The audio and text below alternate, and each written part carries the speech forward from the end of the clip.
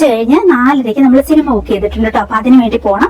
ഉച്ചവരെ ഞാൻ കുറച്ച് വീഡിയോ ഒക്കെ എഡിറ്റ് ചെയ്ത് അങ്ങനെ നോക്കുമായിരുന്നു കേട്ടോ. അപ്പൊ ഞാൻ കമ്പ്യൂട്ടറിൽ നോക്കുമ്പോൾ നമ്മുടെ കുറെ പഴയ ഫോൾഡറുകളിൽ കുറെ പഴയ പിക്ചറുകൾ, കുറെ വീഡിയോ ക്ലിപ്പുകളും ഒക്കെ കിടക്കുന്നു കേട്ടോ. അത് കണ്ടപ്പോൾ എന്റെ നൊസ്റ്റാൾജിയ ഉണർന്നു. കുറെ പഴയ കാര്യങ്ങളിലേക്കൊക്കെ മനസ്സ് പോയിട്ടോ. അപ്പം ഞാൻ പിന്നെ ഈ വീടിനെ കുറിച്ച് വീണ്ടും കുറെ ഫോട്ടോസും കാര്യങ്ങളൊക്കെ കിടപ്പുണ്ട്. അപ്പൊ ഈ വീട് പണിയെ കുറിച്ചും വീടിനെ കുറിച്ചും ഒക്കെ ഇങ്ങനെ എന്റെ ഓർമ്മയിൽ വന്നു കേട്ടോ. അപ്പൊ എന്റെ ഓർമ്മയിൽ വന്ന കുറെ കാര്യങ്ങൾ ഞാൻ നിങ്ങളോട് ഷെയർ ചെയ്യാം കേട്ടോ. ചരിത്രം പറഞ്ഞു തുടങ്ങുകയാണെങ്കിൽ കുറേ പുറകിലേക്ക് നമ്മൾ പറഞ്ഞു തുടങ്ങണം കേട്ടോ. അശ്വിന്റെ അച്ഛന്റെ വീട്ടുകാർക്ക് അത്യാവശ്യം നല്ല ഭൂസ്വത്തുക്കളും കാര്യങ്ങളും സ്ഥലവും ഒക്കെ ഉള്ളവരാണ് കേട്ടോ. പാരമ്പര്യമായിട്ട് അവർക്ക് ഇങ്ങനെ കൈമാറി കിട്ടിയേക്കണ കുറേ സ്ഥലങ്ങളും കാര്യങ്ങളും ഒക്കെ ഉണ്ട് കേട്ടോ. അങ്ങനെ അപ്പൊ നമ്മളൊരു വീട് വെക്കണമെന്ന് ഒരു പ്ലാൻ മനസ്സിൽ സെപ്പറേറ്റ് ആവണം എന്ന് ആ പ്ലാൻ. അവർ 3 ആമക്കളായിരുന്നേ, അശ്വിന്റെ ഒക്കെ അച്ഛൻ. അങ്ങനെ അപ്പം ഞങ്ങളാണ് മൂത്തത്. അത് മൂത്ത ആളാണ് എന്നെ കല്യാണം കഴിച്ചത്. അപ്പം ആ രീതിക്ക് നമ്മൾ എന്തായാലും ഇവിടുന്ന് സെപ്പറേറ്റ് മാറണമല്ലോ. അപ്പൊ അങ്ങനെ മാറണം എന്നൊരു പ്ലാന് ഇട്ടപ്പോ തന്നെ നമ്മൾ സ്ഥലം ചോദിച്ചിരുന്നു അവരോട്. നമുക്ക് വീട് വെക്കാൻ വേണ്ടിയിട്ട് കുറച്ച് സ്ഥലം എഴുതി കിട്ടണമെന്ന് പറഞ്ഞിട്ടുണ്ടായിരുന്നു. അപ്പൊ അങ്ങനെ പിന്നെ നമുക്ക് സ്ഥലം എന്റെ അശ്വിന്റെ അച്ഛന്റെ പേരിലേക്കും കൂടി സ്ഥലം അവർ എഴുതി തന്നിരുന്നു. അങ്ങനെ ആ സ്ഥലത്താണ് നമ്മുടെ ഇപ്പൊ ഈ വീട് ഇരിക്കുന്നത് കേട്ടോ. അപ്പൊ അങ്ങനെ നമുക്ക് എഴുതി തന്നിരുന്നു. പിന്നെ അത് കഴിഞ്ഞിട്ട് നമ്മള് പിന്നെ സൗദി അറേബ്യയിലൊക്കെ പോയി കുറേ വർഷങ്ങൾ അവിടെ കിടന്ന് കഠിനാധ്വാനം ചെയ്ത് 16 വർഷങ്ങൾ. അതൊന്നും പറയണ്ട, എന്തുമാത്രം ഒറ്റപ്പെടലും വേദനയും ദുഃഖങ്ങളും ദുരിതങ്ങളും അതിന്റെ കൂടെ കുറേ ഫാമിലി പ്രോബ്ലമും അങ്ങനെ എല്ലാം കൊണ്ട് ഞാനിങ്ങനെ എന്താ പറയാ തീയിലിങ്ങനെ വെന്ത് നേറി ചുട്ട് അങ്ങനെ നമ്മൾ പരുവം വരിക എന്ന് പറയില്ലേ, അതേ അവസ്ഥയ്ക്കിടെയായിരുന്നു കേട്ടോ. ആ ഒരു 16 വർഷങ്ങൾ എന്ന് പറയാം, അതേ രീതിയിലായിരുന്നു നമ്മൾ. അതിന്റെ കുറെ വർഷങ്ങൾക്കുള്ളിലാണ് നമ്മൾ അതിന്റെ ഇടയ്ക്ക് ഈ വീട് നമുക്ക് ഞങ്ങളുടെ രണ്ടുപേരെയും കൂടി പേരിലേക്ക് എഴുതി തന്ന ഈ സ്ഥലത്ത് നമ്മൾ വീട് വെച്ചത് കേട്ടോ.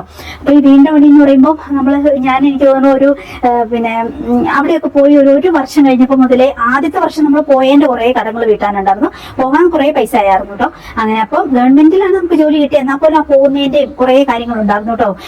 ടിക്കറ്റ് എടുത്തതിന്റെയും വിസയ്ക്ക് കൊടുത്തതിന്റെയും അങ്ങനെ ഇങ്ങനെയൊക്കെ കുറെ പൈസ. അപ്പൊ അതെല്ലാം കടങ്ങളെല്ലാം വിറ്റ് എല്ലാം കടവും. നമുക്ക് ആകെ ഉണ്ടായിരുന്നൊരു ബൈക്കായിരുന്നു കേട്ടോ. അപ്പൊ ആ ബൈക്കൊക്കെ വിറ്റ് പിന്നെ എന്റെ ഗോൾഡ് ഓൾറെഡി പിന്നെ അശ്വിന്റെ അച്ഛന് കുറെ കടങ്ങൾ വന്നപ്പോ ഞാൻ ദാനമായിട്ട് കൊടുത്തിരുന്നു കേട്ടോ. എനിക്ക് 25 പവൻ വീട്ടിൽ നിന്ന് സ്ത്രീധനം പോലെ തന്നു അന്ധകാലത്ത് കേട്ടോ. പിന്നെ എനിക്കൊരു 5-6 പവനോളം ഇങ്ങനെ ഗിഫ്റ്റ് കിട്ടിയിട്ടുണ്ടായിരുന്നു. അങ്ങനെ എനിക്കൊരു 31 പവൻ ഉണ്ടായിരുന്നു കേട്ടോ എൻ്റെ. അങ്ങനെ ഇപ്പൊ 31 പവനുണ്ടെങ്കിൽ ഒത്തിരി പൈസ ഉണ്ടായിരുന്നു. പക്ഷെ അന്ന് അത്ര റേറ്റ് ഒന്നും കാര്യങ്ങളൊന്നും ഉണ്ടായിരുന്നില്ല. 10-23 വർഷങ്ങൾക്ക് മുമ്പുള്ള 10-25 വർഷങ്ങൾക്ക് മുമ്പുള്ള 2001 എന്റെ കല്യാണം കേട്ടോ. അപ്പൊ ആ സമയത്ത് അത്ര വിലയൊന്നും ഉണ്ടായിരുന്നില്ല സ്വർണ്ണത്തിന്. അപ്പൊ അങ്ങനെ അപ്പം എന്നാലും ആ സ്വർണ്ണം ഇപ്പൊ ഉണ്ടായിരുന്നെങ്കിൽ അടിപൊളിയായിരുന്നു. അങ്ങനെ എന്നിട്ട് അങ്ങനെ അപ്പൊ ആ കുറെ കടങ്ങളൊക്കെ വീട്ടാൻ വേണ്ടിയിട്ട് ഞാൻ എന്റെ ഗോൾഡ് ഞാൻ മനസ്സറിഞ്ഞ് കൊടുത്തിരുന്നു കേട്ടോ. അങ്ങനെ എന്റെ പിന്നെ കുറെ കാര്യങ്ങൾ ബാധ്യതകൾ പ്രശ്നങ്ങളൊക്കെ വന്ന് ഗോൾഡ് എല്ലാം ഇങ്ങനെ വിറ്റ് തീർന്നായിരുന്നു കേട്ടോ. പണയം വെച്ചും വിറ്റും ഒക്കെ തീർന്നായിരുന്നു. അങ്ങനെ എന്നിട്ട് പിന്നെ അശ്വകൊച്ചൊക്കെ ഉണ്ടായി കഴിഞ്ഞപ്പോൾ അതിന്റെ ഒരു മാമോദിസയ്ക്ക് പോലും ഞാൻ ഒത്തിരി സ്ട്രഗിൾ ചെയ്തായിരുന്നു കേട്ടോ.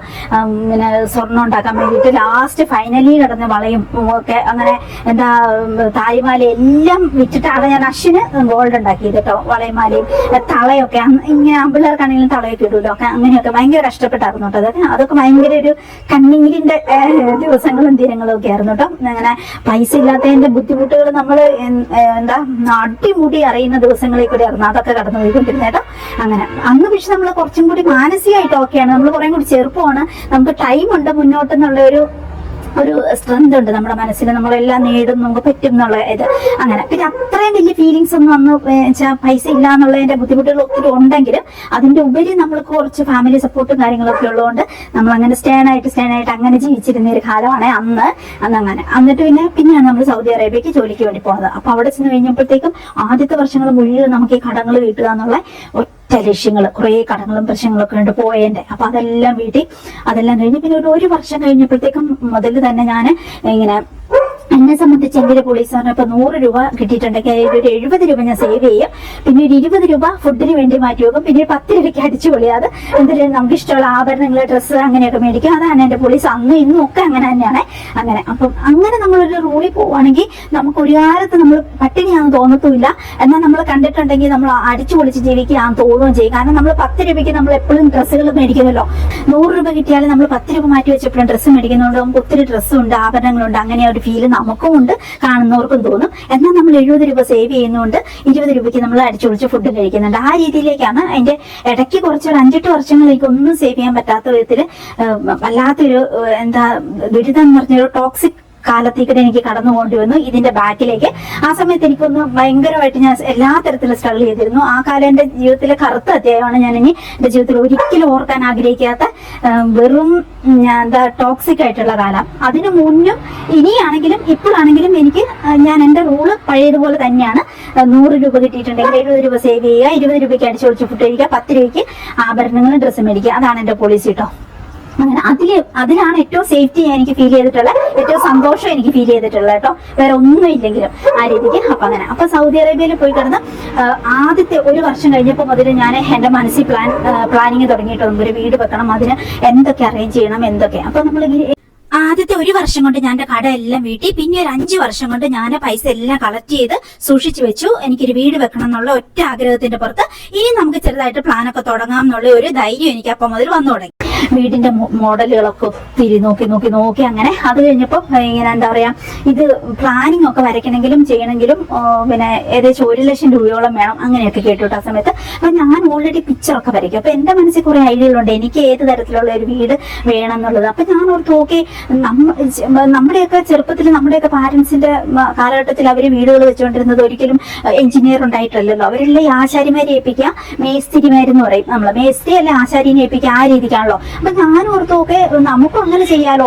കാലഘട്ടം മാറി ഓർത്തിട്ട് ബിൽഡിംഗ് എല്ലാം സെയിം തന്നെയല്ലേ, അതിന്റെ കണക്കും കാര്യങ്ങളും ഒക്കെ. നല്ല ആശാരിമാർക്ക് മേസ്ത്രിമാർക്ക് അറിയാത്ത ഒന്നും ഇല്ലല്ലോ, പണ്ടത്തെ തച്ചന്മാര് ആശാരിമാര് മേസ്ത്രിമാര് അങ്ങനെ. അപ്പം ഞാൻ ഓർത്തു ഓക്കെ, എനിക്കൊരു ഐഡിയ ഉണ്ടല്ലോ, നമുക്ക് തന്നെ വരച്ചിട്ടുണ്ടാക്കിയിട്ട് ഒരു എഞ്ചിനീയർ കാണിച്ചിട്ട് വെറുതെ പൈസ കൊടുക്കണ്ട, നമുക്ക് തന്നെ ചെയ്യാവുന്ന അങ്ങനെ ഒരു പ്ലാനിങ്ങിൽ ഞാൻ ഒത്തിരുന്ന് ഡ്യൂട്ടി കഴിഞ്ഞ് വരുമ്പോൾ എനിക്ക് വേണ്ട മോഡലുകൾ ഞാൻ വരച്ചു. എനിക്കൊരു ഐഡിയ ഉണ്ട്, എനിക്ക് റൗണ്ട് രീതിയിലുള്ള വീട് വേണം. അതെന്റെ പണ്ട് മുതലേ ഒരു റിസോർട്ട് സ്റ്റൈല് റൗണ്ട് രീതിയിലുള്ള വീട് വേണം. വരാന്തയൊക്കെ ഇങ്ങനെ റൗണ്ട് രീതി, നടക്കണം, നടപ്പാതകളൊക്കെ വേണം. അങ്ങനെ ആ ഒരു രീതിയൊക്കെ എനിക്ക് പണ്ടേ തന്നെ എന്റെ മനസ്സിൽ പ്ലാൻ ഉണ്ട് കേട്ടോ. അപ്പൊ അങ്ങനെ അപ്പൊ ഞാൻ ഇരുന്നിട്ട് വരയ്ക്കും. എന്തുമാത്രം പേപ്പറുകളിൽ വരച്ച് ഒരേ ഇത്. പിന്നെ ഞാൻ അതിനെക്കുറിച്ച് കുറേ പഠിക്കും, അതിനെക്കുറിച്ച് കുറേ. പിന്നെ അവിടെ നമുക്ക് നെറ്റും കാര്യങ്ങളൊക്കെ ഉണ്ടല്ലോ, അപ്പം നമുക്ക് ലാപ്ടോപ്പും കമ്പ്യൂട്ടറൊക്കെ ഉണ്ടല്ലോ. അപ്പൊ അതിൽ എല്ലാം സെർച്ച് ചെയ്ത് ഞാൻ സെർച്ച് ചെയ്ത് കേട്ടോ, അമേരിക്കൻ സ്റ്റൈൽ വീട്, യൂറോപ്യൻ സ്റ്റൈൽ വീട്. എനിക്ക് ആ സ്റ്റൈൽ വീടാണ് എനിക്ക് വേണ്ടത് കേട്ടോ. പക്ഷെ ഇപ്പൊ ബില്ല് ചെയ്ത് വന്നപ്പോ ഇതിൽ നാടൻ സ്റ്റൈലും കൂടി മിക്സ് ചെയ്തു. അതിന്റെ ചരിത്രം ഞാൻ പറയാവേ. അങ്ങനെ എന്റെ മനസ്സിലെ പ്ലാൻ ഫുൾ റൗണ്ട് രീതിക്ക് ഇപ്പൊ ഇവിടെയുള്ള ഈ വീടിന്റെ കൂടാരത്തിന്റെ സ്ഥലത്തൊക്കെ റൗണ്ട് രീതിക്ക്, അതായിരുന്നു എന്റെ പ്ലാൻ കേട്ടോ.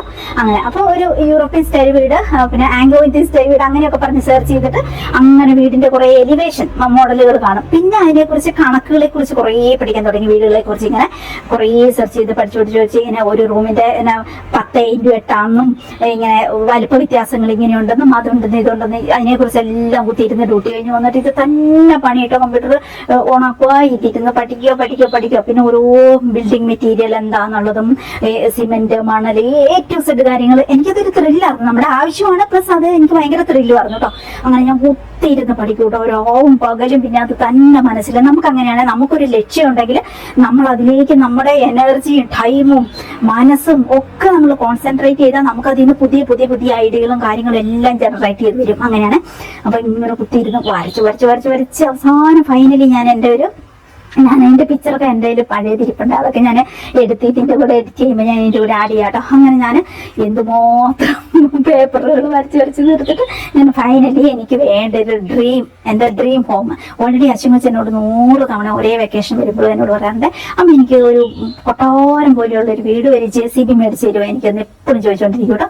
എന്തിനാ അവൻ അങ്ങനെ ചോദിക്കുന്നതെന്ന് എനിക്കറിയത്തില്ല. ഫോൺ വിളിക്കുകയാണെങ്കിലും അവന് കുറെ വിശേഷമൊക്കെ പറഞ്ഞിട്ട് നമ്മളെന്നാ വീട് വെക്കുന്നത് അവൻ ചോദിച്ചോണ്ടിരിക്കും, ചെറുപ്പം മുതൽ കേട്ടോ.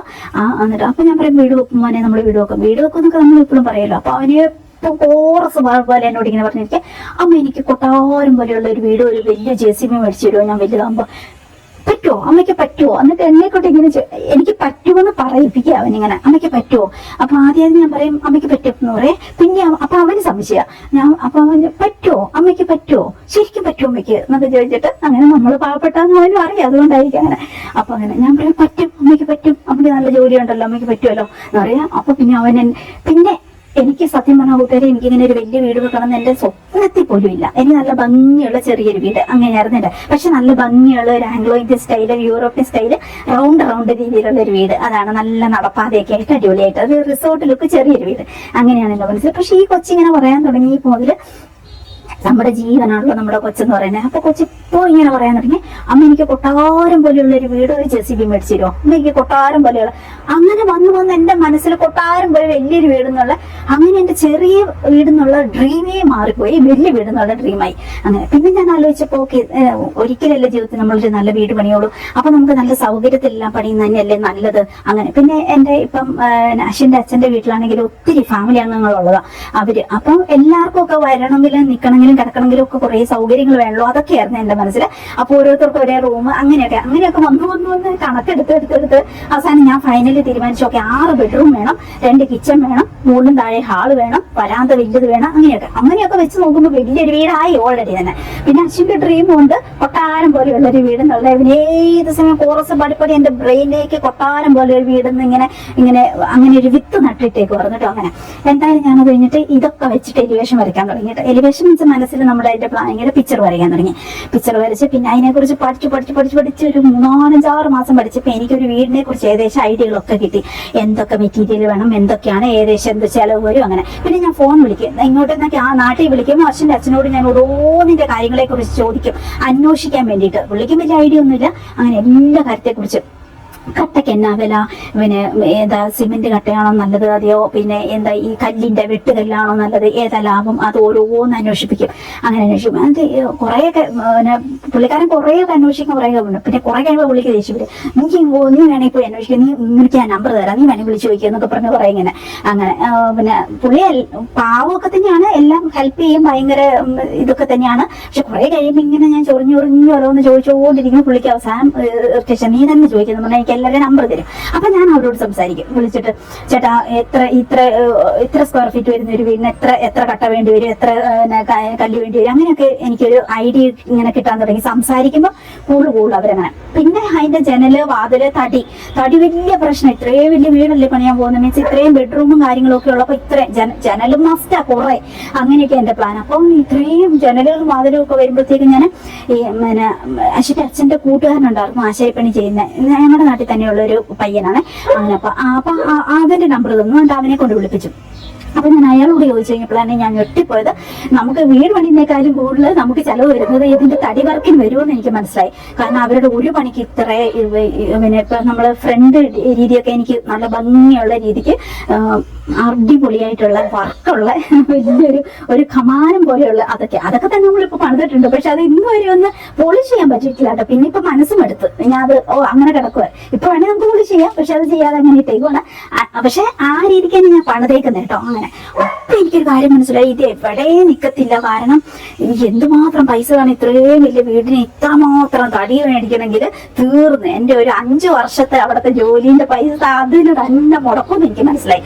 അപ്പൊ ഞാൻ ഇങ്ങനെ ടെൻഷൻ അടിച്ചു കഴിഞ്ഞപ്പോഴത്തേക്കും പിന്നെ അശ്വിന്റെ അച്ഛൻ അത് വീട്ടിൽ അവതരിപ്പിച്ചു.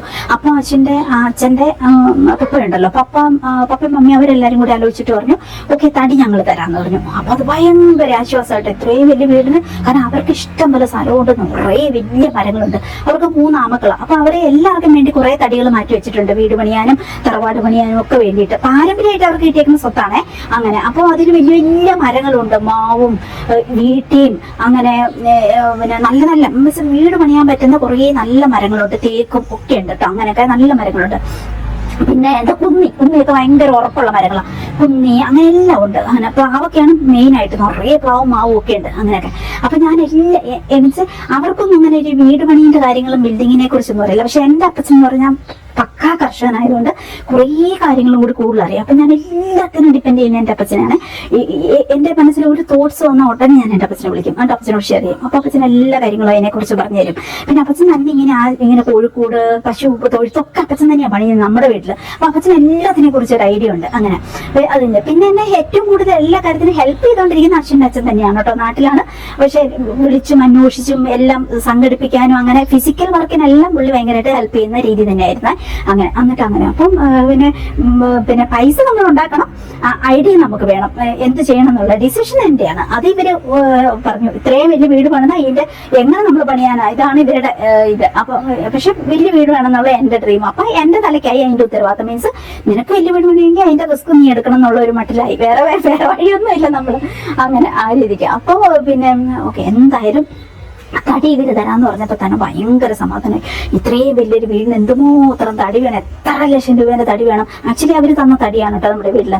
അതുകൊണ്ട് ഇപ്പം എന്താ അശ്വിന് നല്ല അന്തസ്സോടെ അഭിമാനത്തോടെ അവന് പിന്നെ എന്താ ഞങ്ങളൊക്കെ മരിച്ചു പോയിട്ടുണ്ടെങ്കിലും അവന്റെ മക്കളോടും കൊച്ചുമക്കളോടും അവന് അന്തസ്സായിട്ട് പറയാം, എന്റെ അച്ഛനും അമ്മയും കഷ്ടപ്പെട്ടുണ്ടാക്കിയ വീടാണ്, എന്റെ അച്ഛന്റെ വീട്ടിലെ തടിയാണ് എന്റെ വീട് മുഴുവൻ, എന്റെ അമ്മ സൗദി അറേബ്യ കിടന്ന് ജോലി ചെയ്തിട്ടുണ്ടാക്കിയ പൈസയ്ക്ക് ഉണ്ടാക്കിയ വീടാണിത്, അറിയാവോ എന്ന് അന്തസ്സോടെ അഭിമാനത്തോടെ മക്കളോടും കൊച്ചുമക്കളോടും അവന് ചോദിക്കാൻ പറ്റും. അങ്ങനെയാണ്.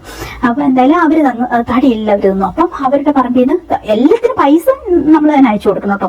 തടി മുറിപ്പിക്കണമെങ്കിലും അതിന്റെ പണിക്കൂലിക്കും അവർക്കുള്ള ഫുഡിനുള്ള പൈസ അതൊക്കെ അതെനിക്ക് ഓക്കെയാണ്, ഞാൻ അയച്ചു കൊടുത്തോളും. പക്ഷെ നമുക്ക് ഇത്ര തടി കിട്ടുവാണല്ലോ ഈ വീട്ടിലേക്കുള്ള. അപ്പം അവരുടെ വീട്ടിലെ കുറേ മരങ്ങൾ മുറിച്ചു കിട്ടും അടിപൊളിയായിട്ട്. പിന്നെ അത് മുഴുവനും അറുത്ത് പിന്നെ അതിന്റെയൊക്കെ ഫിസിക്കൽ ഹെൽപ്പ് ഒത്തിരി അച്ഛന്റെ വീട്ടുകാർ അവരെല്ലാരും കൂടിയാണ് ചെയ്തിട്ടുള്ളത് കേട്ടോ. അതിന്റെയൊക്കെ നന്ദി എനിക്ക് മരിച്ചാലും തരത്തില്ല കേട്ടോ. അശ്വിന് വേണ്ടിയിട്ടാണ് ഞങ്ങൾ ഇതെല്ലാം ചെയ്യുന്നത് എന്നാൽ പോലും ഞാൻ പറയുവാണ് അങ്ങനെ. അപ്പം പിന്നെ എല്ലാ ഹെൽപ്പും അവർ ചെയ്യും. പക്ഷെ പൈസ മുഴുവൻ നമ്മൾ കൊടുക്കണം എല്ലാത്തിന്റെ. അതൊക്കെ അങ്ങനെയാണ്. അവരുടെ അടുത്ത് പൈസ ഇല്ല അങ്ങനെ ചെയ്യാൻ വേണ്ടിയിട്ട്, ഇതിന്റെ വർക്ക് മുഴുവൻ ചെയ്യിപ്പിക്കാൻ വേണ്ടിയിട്ട് അങ്ങനെയാണ്. അങ്ങനെ നമ്മൾ എന്നിട്ട് ഈ തടി മുഴുവനും പിന്നെ ചുമന്ന് കൊണ്ടുവന്നിട്ട് മില്ലിൽ കൊണ്ടുപോയി അറുത്ത് അതെല്ലാം. അപ്പൊ ആ വെക്കേഷൻ ഞാൻ വന്നു കഴിഞ്ഞപ്പോഴത്തേക്ക് നമ്മുടെ വീടിന് വേണ്ട ഏകദേശം തടികൾ മുഴുവൻ അറുത്ത് ഇങ്ങനെ വെച്ചേക്കോട്ടോ. എന്തൊരു ഭംഗിയെ കാണാൻ. ഇങ്ങനെ പ്ലാവും മാവും വീട്ടിയും ഒക്കെ ഉണ്ടായിരുന്നു കേട്ടോ. നമ്മുടെ ഈ ഫ്രണ്ടൊക്കെ അടിപൊളി മരത്തേലാട്ടോ ഫ്രണ്ട് ഏരിയ ഒക്കെ ചെയ്തേക്കുന്നത്. അങ്ങനെ അതിനെ പോളിഷ് ചെയ്തെടുക്കണം എപ്പോഴെങ്കിലും. അപ്പൊ ആ പോളിഷും കൂടി ചെയ്ത് കഴിഞ്ഞിട്ടുണ്ടെങ്കിൽ അടിപൊളിയാവും. ഇപ്പൊ അങ്ങ് മനസ്സും അടുത്ത് കിടക്കുവോ അതിനൊന്നും ശ്രദ്ധിക്കാൻ സമയമില്ല എന്നുള്ളത്. പക്ഷെ അത് പോളിഷ് ചെയ്തെടുത്താൽ അടിപൊളിയായിട്ട് നല്ല ഭംഗിയായിട്ട് നമ്മുടെ ഫ്രണ്ട് ഏരിയ ഒക്കെ ചെയ്തേക്കുന്നത്. ഒത്തിരി ദിവസത്തെ വർക്കാണ് കേട്ടോ. കുഞ്ഞു ഡീറ്റെയിൽ ഒക്കെ കൊടുത്തിട്ട് അങ്ങനെ ചെയ്തേക്കുന്നത് കേട്ടോ. അങ്ങനെ അപ്പം പിന്നെ ആ വർഷം വെക്കേഷൻ വന്നു കഴിഞ്ഞപ്പോ ഇതെല്ലാം കണ്ടത് മനസ്സ് നിറഞ്ഞു കേട്ടോ. കാരണം എന്തുമാത്രം തടി അർത്തർത്ത് നല്ല ഭംഗിയല്ലേ കാണാൻ. നല്ല മഞ്ഞ കളറ് ഓറഞ്ച് കളറൊക്കെ നമുക്ക് ഫീൽ ചെയ്യും. അങ്ങനെ പിന്നെ ജനല് വാതില് അങ്ങനെ. അതിനു മുമ്പ് നമ്മൾ എലിവേഷൻ ഇത് വരച്ചു. എലിവേഷൻ എല്ലാം വരച്ച് ഞാൻ അയച്ചു കൊടുത്തു കഴിഞ്ഞപ്പോ ഇവിടെയുള്ള ഒരു ബോധം കെട്ട് വീണില്ലാന്നേ ഉള്ളൂ. ഇത്രയും വലിയ വീട് ഈ എങ്ങനെ പണിയും, നിനക്ക് പട്ടാണോ പ്രാന്താണോ എന്നൊക്കെ ചോദിച്ചു. പക്ഷെ ഞാൻ കുത്തിയിരുന്ന് എന്റെ എനർജി മുഴുവൻ ചെലവാക്കി ഞാൻ കണക്ക് കൂട്ടുന്നുണ്ടായിരുന്നു. എന്റെ സാലറി ഇത്ര, അപ്പൊ എനിക്ക് ഇത്ര ഞാൻ സേവ് ചെയ്തിട്ടുണ്ടെങ്കിൽ. പിന്നെ അവിടെ സൗദി അറേബ്യയിൽ നിന്ന് ലോൺ എടുത്തിട്ടുണ്ടെങ്കിൽ അവിടെ പലിശ വളരെ കുറവാണ്. 1%, 2% അങ്ങനെ 0% അങ്ങനെ എന്തൊക്കെയാണ് അവിടുത്തെ. ഭയങ്കര കുറവാണ് ലോൺ എടുത്തിട്ടുണ്ടെങ്കിൽ. പിന്നെ എല്ലാവരും അവിടെ ഡോക്ടർമാരാണെങ്കിലും നമ്മളാണെങ്കിലും അവിടെ ലോൺ എടുക്കും. നമ്മുടെ സർട്ടിഫിക്കറ്റ് കൊടുത്തിട്ടുണ്ടെങ്കിൽ നമുക്ക് ഗവൺമെന്റിൽ ജോലി എന്നുള്ള അത് കൊടുത്തിട്ടുണ്ടെങ്കിൽ പുല്ല് പോലെ അവിടെ ലോൺ കിട്ടും. അവര് പ്രോത്സാഹിപ്പിക്കുകയാണ് നമ്മൾ അവിടെ ലോൺ എടുക്കാൻ വേണ്ടിയിട്ട്. അങ്ങനെയാണ് ആ ഒരു അവസ്ഥ ആയതുകൊണ്ട് നമ്മൾ ലോൺ എടുക്കാം. അപ്പൊ ഞാൻ ഓർത്ത് നോക്കി, എനിക്ക് ഒരു ലോൺ തീർന്നാൽ അടുത്ത ലോൺ എനിക്ക് അവിടെ നിന്ന് എടുക്കാം. സാലറിന്ന് കട്ടാക്കിക്കോളും പിടിച്ചോളും. അപ്പൊ നമ്മൾ അത്ര ബാധിക്കത്തുമില്ല ആ രീതിക്കാണ്. പിന്നെ നമുക്ക് പിന്നെ നാട്ടിൽ നിന്നുള്ള ലോൺ എടുക്കുന്നേക്കാളും ഏറ്റവും ബെറ്റർ നമ്മൾ അവിടുന്ന് ലോൺ എടുക്കുന്ന. വിദേശത്തൊക്കെ എല്ലാവരും അങ്ങനെ ലോൺ എടുക്കുമല്ലോ. അങ്ങനെ നമുക്ക് ലോൺ എടുക്കാം. പിന്നെ എനിക്ക് ഈ ഒരു വീട് വെക്കാൻ എന്നെ ഏറ്റവും കൂടുതൽ പിന്നെ ഹെൽപ്പ് ആയതെന്ന് വെച്ചിട്ടുണ്ടെങ്കിൽ, നമ്മൾ അവിടെ ജോലി ചെയ്യുമ്പോൾ അവിടെ ഒരു പാകിസ്ഥാനി താഹിറ എന്ന് പേരുള്ള ഒരു പാകിസ്ഥാനി കൊച്ചുണ്ടായിരുന്നു കേട്ടോ, പെണ്ണുണ്ടായിരുന്നെ. അപ്പൊ ആ പുള്ളിക്കാരി എന്ന് പറഞ്ഞിട്ടുണ്ടെങ്കിൽ ഭയങ്കര നല്ല ഹൃദയത്തിനുടമയാട്ടോ, പറയാതിരിക്കാൻ വയ്യ. പാകിസ്ഥാനിയാണ്, ഓക്കെ, നമ്മുടെ ശത്രുരാജ്യമൊക്കെ തന്നെയാണെങ്കിൽ അവള് ബേസിക്കലി ഭയങ്കര നന്മയുള്ള ഒരു സ്ത്രീയാണ് കേട്ടോ. അപ്പൊ അവൾ എന്താ ചെയ്യുന്നതെന്ന് വെച്ചിട്ടുണ്ടെങ്കിൽ ലാഭം ഒന്നും പ്രതീക്ഷിക്കാതെ തന്നെ അവള് ചിട്ടി നടത്തുന്നുണ്ട്. അവളെയാണ് അവള് കുറച്ച് ടെക്നിക്കലി കഴിവുള്ള കൊച്ചാണ്, കമ്പ്യൂട്ടർ ഫീൽഡും ഒക്കെയുള്ള. അപ്പൊ എല്ലാ പേപ്പർ വർക്കിനും നമ്മളെല്ലാവരും ഫിലിപ്പീനികളും നമ്മളും എല്ലാ രാജ്യക്കാരും സുഡാനികളും എല്ലാം ഡിപ്പെൻഡ് ചെയ്യുന്ന താഹിറേനെയാണ് കേട്ടോ. താഹിറയാണ് ഞങ്ങളുടെ എന്താ പറയാ ഒരു ഹോസ്റ്റലിലെ ഒരു ഇൻചാർജ്. ഫിലിപ്പീനി ആണെങ്കിലും ഒരു ഓൺ ആൻഡ് ഓൾ, അതായത് നല്ല ഹൃദയത്തിനുടമ ആയതുകൊണ്ട് എല്ലാ ഹെൽപ്പും അവർക്ക് ഇങ്ങനെ നന്മ ചെയ്യുമ്പോൾ അവർക്ക് അതിൽ ഭയങ്കര പ്രാർത്ഥനക്കാരിയാണ്. ഒന്നാമത്തെ കാര്യം, നന്മ ചെയ്യുമ്പോൾ അവർക്ക് അതിലൊരു ഹരം, എല്ലാവരും ഇങ്ങനെ ഹെൽപ്പ് ചെയ്യുന്നതിൽ ഭയങ്കര ഒരു ഹരം കിട്ടുന്ന. കല്യാണവും ജീവിതവും അങ്ങനെയൊന്നും ഇല്ല, അതൊക്കെ ഭയങ്കര ട്രാജഡി അവളുടെ. അപ്പൊ അങ്ങനെ നല്ല ഏജുണ്ട്. അങ്ങനെയൊക്കെ അവൾക്ക് അപ്പനും അമ്മയൊന്നും ഇല്ലതാനും. അപ്പനൊക്കെ ആയതുകൊണ്ട് അവൾക്ക് എല്ലാവരും സ്നേഹിക്കുന്നതിൽ കൂടി അവളൊരു സന്തോഷം കണ്ടെത്തുന്ന ജീവിതത്തിൽ ഹെൽപ്പ് ചെയ്യുന്നതിൽ കൂടി. അപ്പൊ അവള് എന്ത് ചെയ്യുന്നുണ്ടെന്ന് വെച്ചാൽ അവളെ ആയതുകൊണ്ട് എല്ലാവരും വിശ്വസിക്കും. അപ്പൊ അവള് 10-30 പേരെയൊക്കെ കൂട്ടിയിട്ട് ചിട്ടി നടത്തുന്നുണ്ട്. ഹോസ്റ്റൽ വലിയ നിറയെ ആളുകളുണ്ട്. 5 നിലേന്റെ വലിയ ഹോസ്റ്റൽ നമ്മുടെ. എല്ലാ രാജ്യക്കാരും ഉണ്ട്, സുഡാനികളും ഇല്ലാത്ത രാജ്യക്കാരൊന്നുമില്ല, ഫിലിപ്പീനികളും ചൈനക്കാരും കുറെ എല്ലാവരും ഉണ്ട്. പിന്നെ ഈജിപ്ഷ്യൻകാരും പാകിസ്ഥാനികളും നമ്മളും ബംഗാളികളും എല്ലാവരും ഉള്ളവര്. അപ്പൊ അങ്ങനെ ആകുമ്പോൾ നമുക്ക് ഒരു 30 പേരെ 40 പേരെയൊക്കെ വെച്ചിട്ട് അവള് ചിട്ടി നടത്തുന്നുണ്ട്. അപ്പൊ ചിട്ടിക്ക് പ്രത്യേകിച്ച് ലാഭമൊന്നുമില്ല, നമുക്ക് നഷ്ടമില്ല. അതായത് ആദ്യത്തെ കുറി അവളെടുക്കും, ബാക്കിയുള്ള ഇത് പിന്നെ ഏറ്റവും എമർജൻസി ഉള്ളവർക്ക് ഓർത്ത് അവൾ കൊടുക്കും. അത് നമുക്ക് ഏകദേശം അറിയാം, എല്ലാവരും അവരവരുടെ ആവശ്യങ്ങൾ പറയുമ്പം അങ്ങനെ. അപ്പൊ താഹിരെ ഞാൻ ഒന്നിച്ച ജോലി ചെയ്യുന്നത്, അതാണ് എനിക്ക് കിട്ടിയ ഏറ്റവും വലിയ ഗുണം. ഞാൻ 5 വർഷം ഡയാലിസിസിലായിരുന്നു എനിക്ക് ഡ്യൂട്ടി. അപ്പം താഹിർ അവിടുത്തെ ഇൻചാർജാ, അപ്പൊ ഞാൻ അവളുടെ സ്റ്റാഫാണ് അവിടുത്തെ. അപ്പൊ അവൾക്ക് എന്നെ ഭയങ്കര ഇഷ്ടമാണ് താനും അങ്ങനെ. അപ്പൊ ഞാൻ എന്റെ ആവശ്യം പറഞ്ഞു, എനിക്കിങ്ങനെ വീട് പണിയണം താഹിറ, അപ്പൊ എനിക്ക് ചിട്ടി ഒത്തിരി ലേറ്റ് ആവാതെ എനിക്ക് ചിട്ടി തരണം എന്ന് പറഞ്ഞു. അങ്ങനെ അപ്പൊ അവള് പറഞ്ഞു ഓക്കെ ബിന്ദു, ഞാൻ 2ാമത്തെ 3ാമത്തെ ഞാൻ തരാന്ന് പറഞ്ഞു. അപ്പൊ അതെനിക്ക് ഭയങ്കര ആശ്വാസമായി. അതായത് ഇപ്പൊ 1000 രൂപയാണ് മിനിമം. അപ്പൊ 2000 രൂപേന്റെ നമ്മൾ ചിട്ടി കൂടുവാണെങ്കിൽ എത്ര രൂപ നമുക്ക് അറ്റ് എ ടൈം കിട്ടും? 2 ചിട്ടി 3 ചിട്ടി എത്ര ചിട്ടി വേണേലും ഒരാൾക്ക് കൂടാം. അപ്പൊ ഇപ്പം 40 പേരുള്ള ചിട്ടി ആണെങ്കിൽ തന്നെ 1000 രൂപയ്ക്ക് കൂടിയാൽ തന്നെ 40,000 റിയാല് നമുക്ക് 2ാമത്തെ മാസം കിട്ടും. നമുക്ക് ഒരു നഷ്ടവും ഇല്ല. പിന്നെ നമുക്ക് എല്ലാ മാസം 1000 നമ്മൾ അടച്ചാൽ മതി, 40 മാസം കൊണ്ട് തീർക്കും. അങ്ങനെയാണ്. അപ്പൊ ആ രീതിക്ക് വരുമ്പോഴത്തേക്കും നമുക്കത് ഭയങ്കര എന്താ 0 പലിശയിൽ നമുക്ക് ഒന്നിച്ചൊരു ബൾക്ക് എമൗണ്ട് കിട്ടുന്നതാണ്.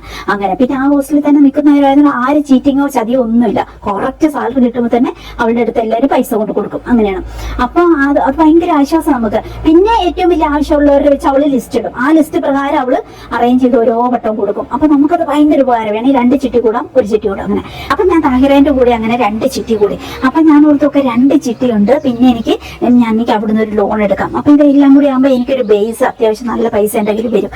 പിന്നെ എനിക്ക് ബാക്കിയുള്ള സാലറിന്ന് കുറച്ച് പൈസ ബാലൻസ് കിട്ടുമല്ലോ, അത് പിന്നെ തടി എനിക്ക് ഇവര് തരാന്ന് പറഞ്ഞിട്ടുണ്ട്. അങ്ങനെ എല്ലാം കൂടി ഞാൻ കണക്കൂട്ടി. പിന്നെ അത് കഴിഞ്ഞിട്ട് ഞാൻ ഇവിടുന്ന് ഓരോന്നിന്റെ കണക്കെടുപ്പായിട്ടോ ഇത്ര. അപ്പൊ ഏകദേശം ഞാൻ ഈ ഒരു പടം ഇങ്ങോട്ട് അയച്ചു കൊടുത്ത് പശുമ്പച്ചിന് ഞാൻ കമ്പ്യൂട്ടർ മേടിച്ചു കൊടുത്തിട്ടുണ്ടായിരുന്നു. അപ്പൊ അങ്ങോട്ടേക്ക് ഞാൻ മെയിൽ വിടും, ഈ പടമൊക്കെ എടുത്തിട്ട് മെയിൽ വിടും, ഫോട്ടോ എടുത്തിട്ട്. അപ്പൊ അങ്ങനെ വിട്ട് കഴിയുമ്പോഴത്തേക്ക് അതൊക്കെ നല്ലൊരു മേസ്ത്രീനെ, അത് തമിഴ്നാട്ടിൽ നിന്നുള്ള ഒരു കൂട്ടരാണ്, അവര് മേസ്ത്രിയാണ് അത്. പക്ഷെ പുള്ളി മലയാളി പോലെ ആയി. ഒരു 10-20 കൊല്ലമായിട്ട് തമിഴ്നാട്ടിൽ നിന്ന് ഇങ്ങോട്ട് കുടിയേറിയിട്ട് നമ്മുടെ ഈ നാട്ടിൽ തന്നെ സെറ്റിലായിട്ട് ഈ നാട്ടിൽ നല്ല അടിപൊളി വീടുകളെല്ലാം വെച്ചിരിക്കുന്ന ആ മേസ്ത്രി. അങ്ങനെ ഒരാളെ അച്ഛൻ്റെ അച്ഛൻ കണ്ടുപിടിച്ചു തന്നു. അപ്പൊ പിന്നെ ഞാൻ അവരോട് സംസാരിച്ചു, അച്ഛൻ്റെ അച്ഛനെ സംസാരിച്ചു. എല്ലാ ഫിസിക്കൽ ഹെൽപ്പും ചെയ്യുന്നത് അച്ഛൻ്റെ അച്ഛനും അവരെ വീട്ടുകാരും തന്നെയാണ് കേട്ടോ. എല്ലാം ഹെൽപ്പ് ചെയ്ത് A to Z. ശരിക്കും പറഞ്ഞാൽ ഈ വീടിന് വേണ്ടിയിട്ട് അവർ ഒത്തിരി ചോര നീരാക്കി ജോലി ചെയ്തിട്ടുണ്ട് കേട്ടോ. എല്ലാ ജോലികൾക്കും പൈസ മുഴുവൻ നമ്മളാണ് മുടക്കുന്നതെങ്കിലും ഫിസിക്കൽ ആയിട്ടുള്ള എല്ലാ ഹെൽപ്പും ചെയ്തേക്കുന്ന അവർ തന്നെയാണ് കേട്ടോ. അങ്ങനെ പിന്നെ എന്റെ അപ്പച്ചനും അമ്മച്ചിയും അവിടെ നിന്ന് വരും. അങ്ങനെയായിരുന്നു നമ്മൾ ഈ വീട് പണിതെടുത്തത് കേട്ടോ. അങ്ങനെ എന്നിട്ട് തന്നെ ആ മേസ്ത്രീനെ കണ്ടു. അപ്പൊ ഞാൻ ആ മേസ്ത്രീനോട് ഡയറക്റ്റ് സംസാരിച്ചു, ഫോൺ വിളിച്ചിട്ട് സംസാരിച്ചു കഴിഞ്ഞപ്പോൾ എനിക്ക് കുറേയും കൂടി ഐഡിയ കിട്ടി. അപ്പം ഈ പടം എല്ലാം അയച്ചു കൊടുത്തു കഴിഞ്ഞപ്പോൾ പുള്ളിന്റെ രീതിക്ക് പിന്നെ ഇതിന്റെ പ്ലാൻ ഉണ്ടാക്കി തരാന്ന് പറഞ്ഞു. ശരി, അതിന്റെ കണക്കും കാര്യങ്ങളും മുഴുവൻ കണക്ക് നമുക്ക് ഒന്നും അറിയത്തില്ല. എനിക്കറിയാവുന്ന മുഴുവൻ ഞാൻ ഇതിന്റെ ഏറ്റവും സെറ്റ് ആവശ്യങ്ങൾ ഞാൻ പറഞ്ഞു. എനിക്ക് ഹാൾ ഇങ്ങനെയായിരിക്കണം, ഹാളിന് വാഷ് ബേസിന് ഇന്ന സ്ഥലത്തായിരിക്കണം, കിച്ചൺ ഇങ്ങനെയായിരിക്കണം, അതിങ്ങനെയായിരിക്കണം എല്ലാം. പിന്നെ അതിന്റെ പടം ഈച്ച് റൂമിന്റെ പടവും ഞാൻ വരച്ചിട്ടുണ്ട്. അപ്പൊ ആ രീതിക്ക് അവർക്ക് പെട്ടെന്ന് മനസ്സിലാവും നമ്മുടെ ഐഡിയ കണ്ടു കഴിയുമ്പോൾ തന്നെ. അപ്പൊ അങ്ങനെ പിന്നെ ഔട്ട്സൈഡ് എലിവേഷൻ ആണ് എനിക്ക് പ്രധാനമായിട്ട്. ഫുള്ള് യൂറോപ്യൻ മോഡലില് റൗണ്ട് രീതിയിലായിരിക്കണം. പിന്നെ വരാന്ത ഇങ്ങനെ റൗണ്ട് രീതിയിൽ വരാന്തയായിരിക്കണം. അങ്ങനെ ഇതൊക്കെയാണ് എന്റെ ആവശ്യം. നീളം വരാന്ത വേണം, ഹാള് ഭയങ്കര വലുതായിരിക്കണം. ബെഡ്റൂമുകൾ എനിക്ക് ഒരു 3-4 ബെഡ്റൂം നല്ല വലുത് വേണം, പിന്നെ 1-2 ബെഡ്റൂം ഒക്കെ ചെറുത്.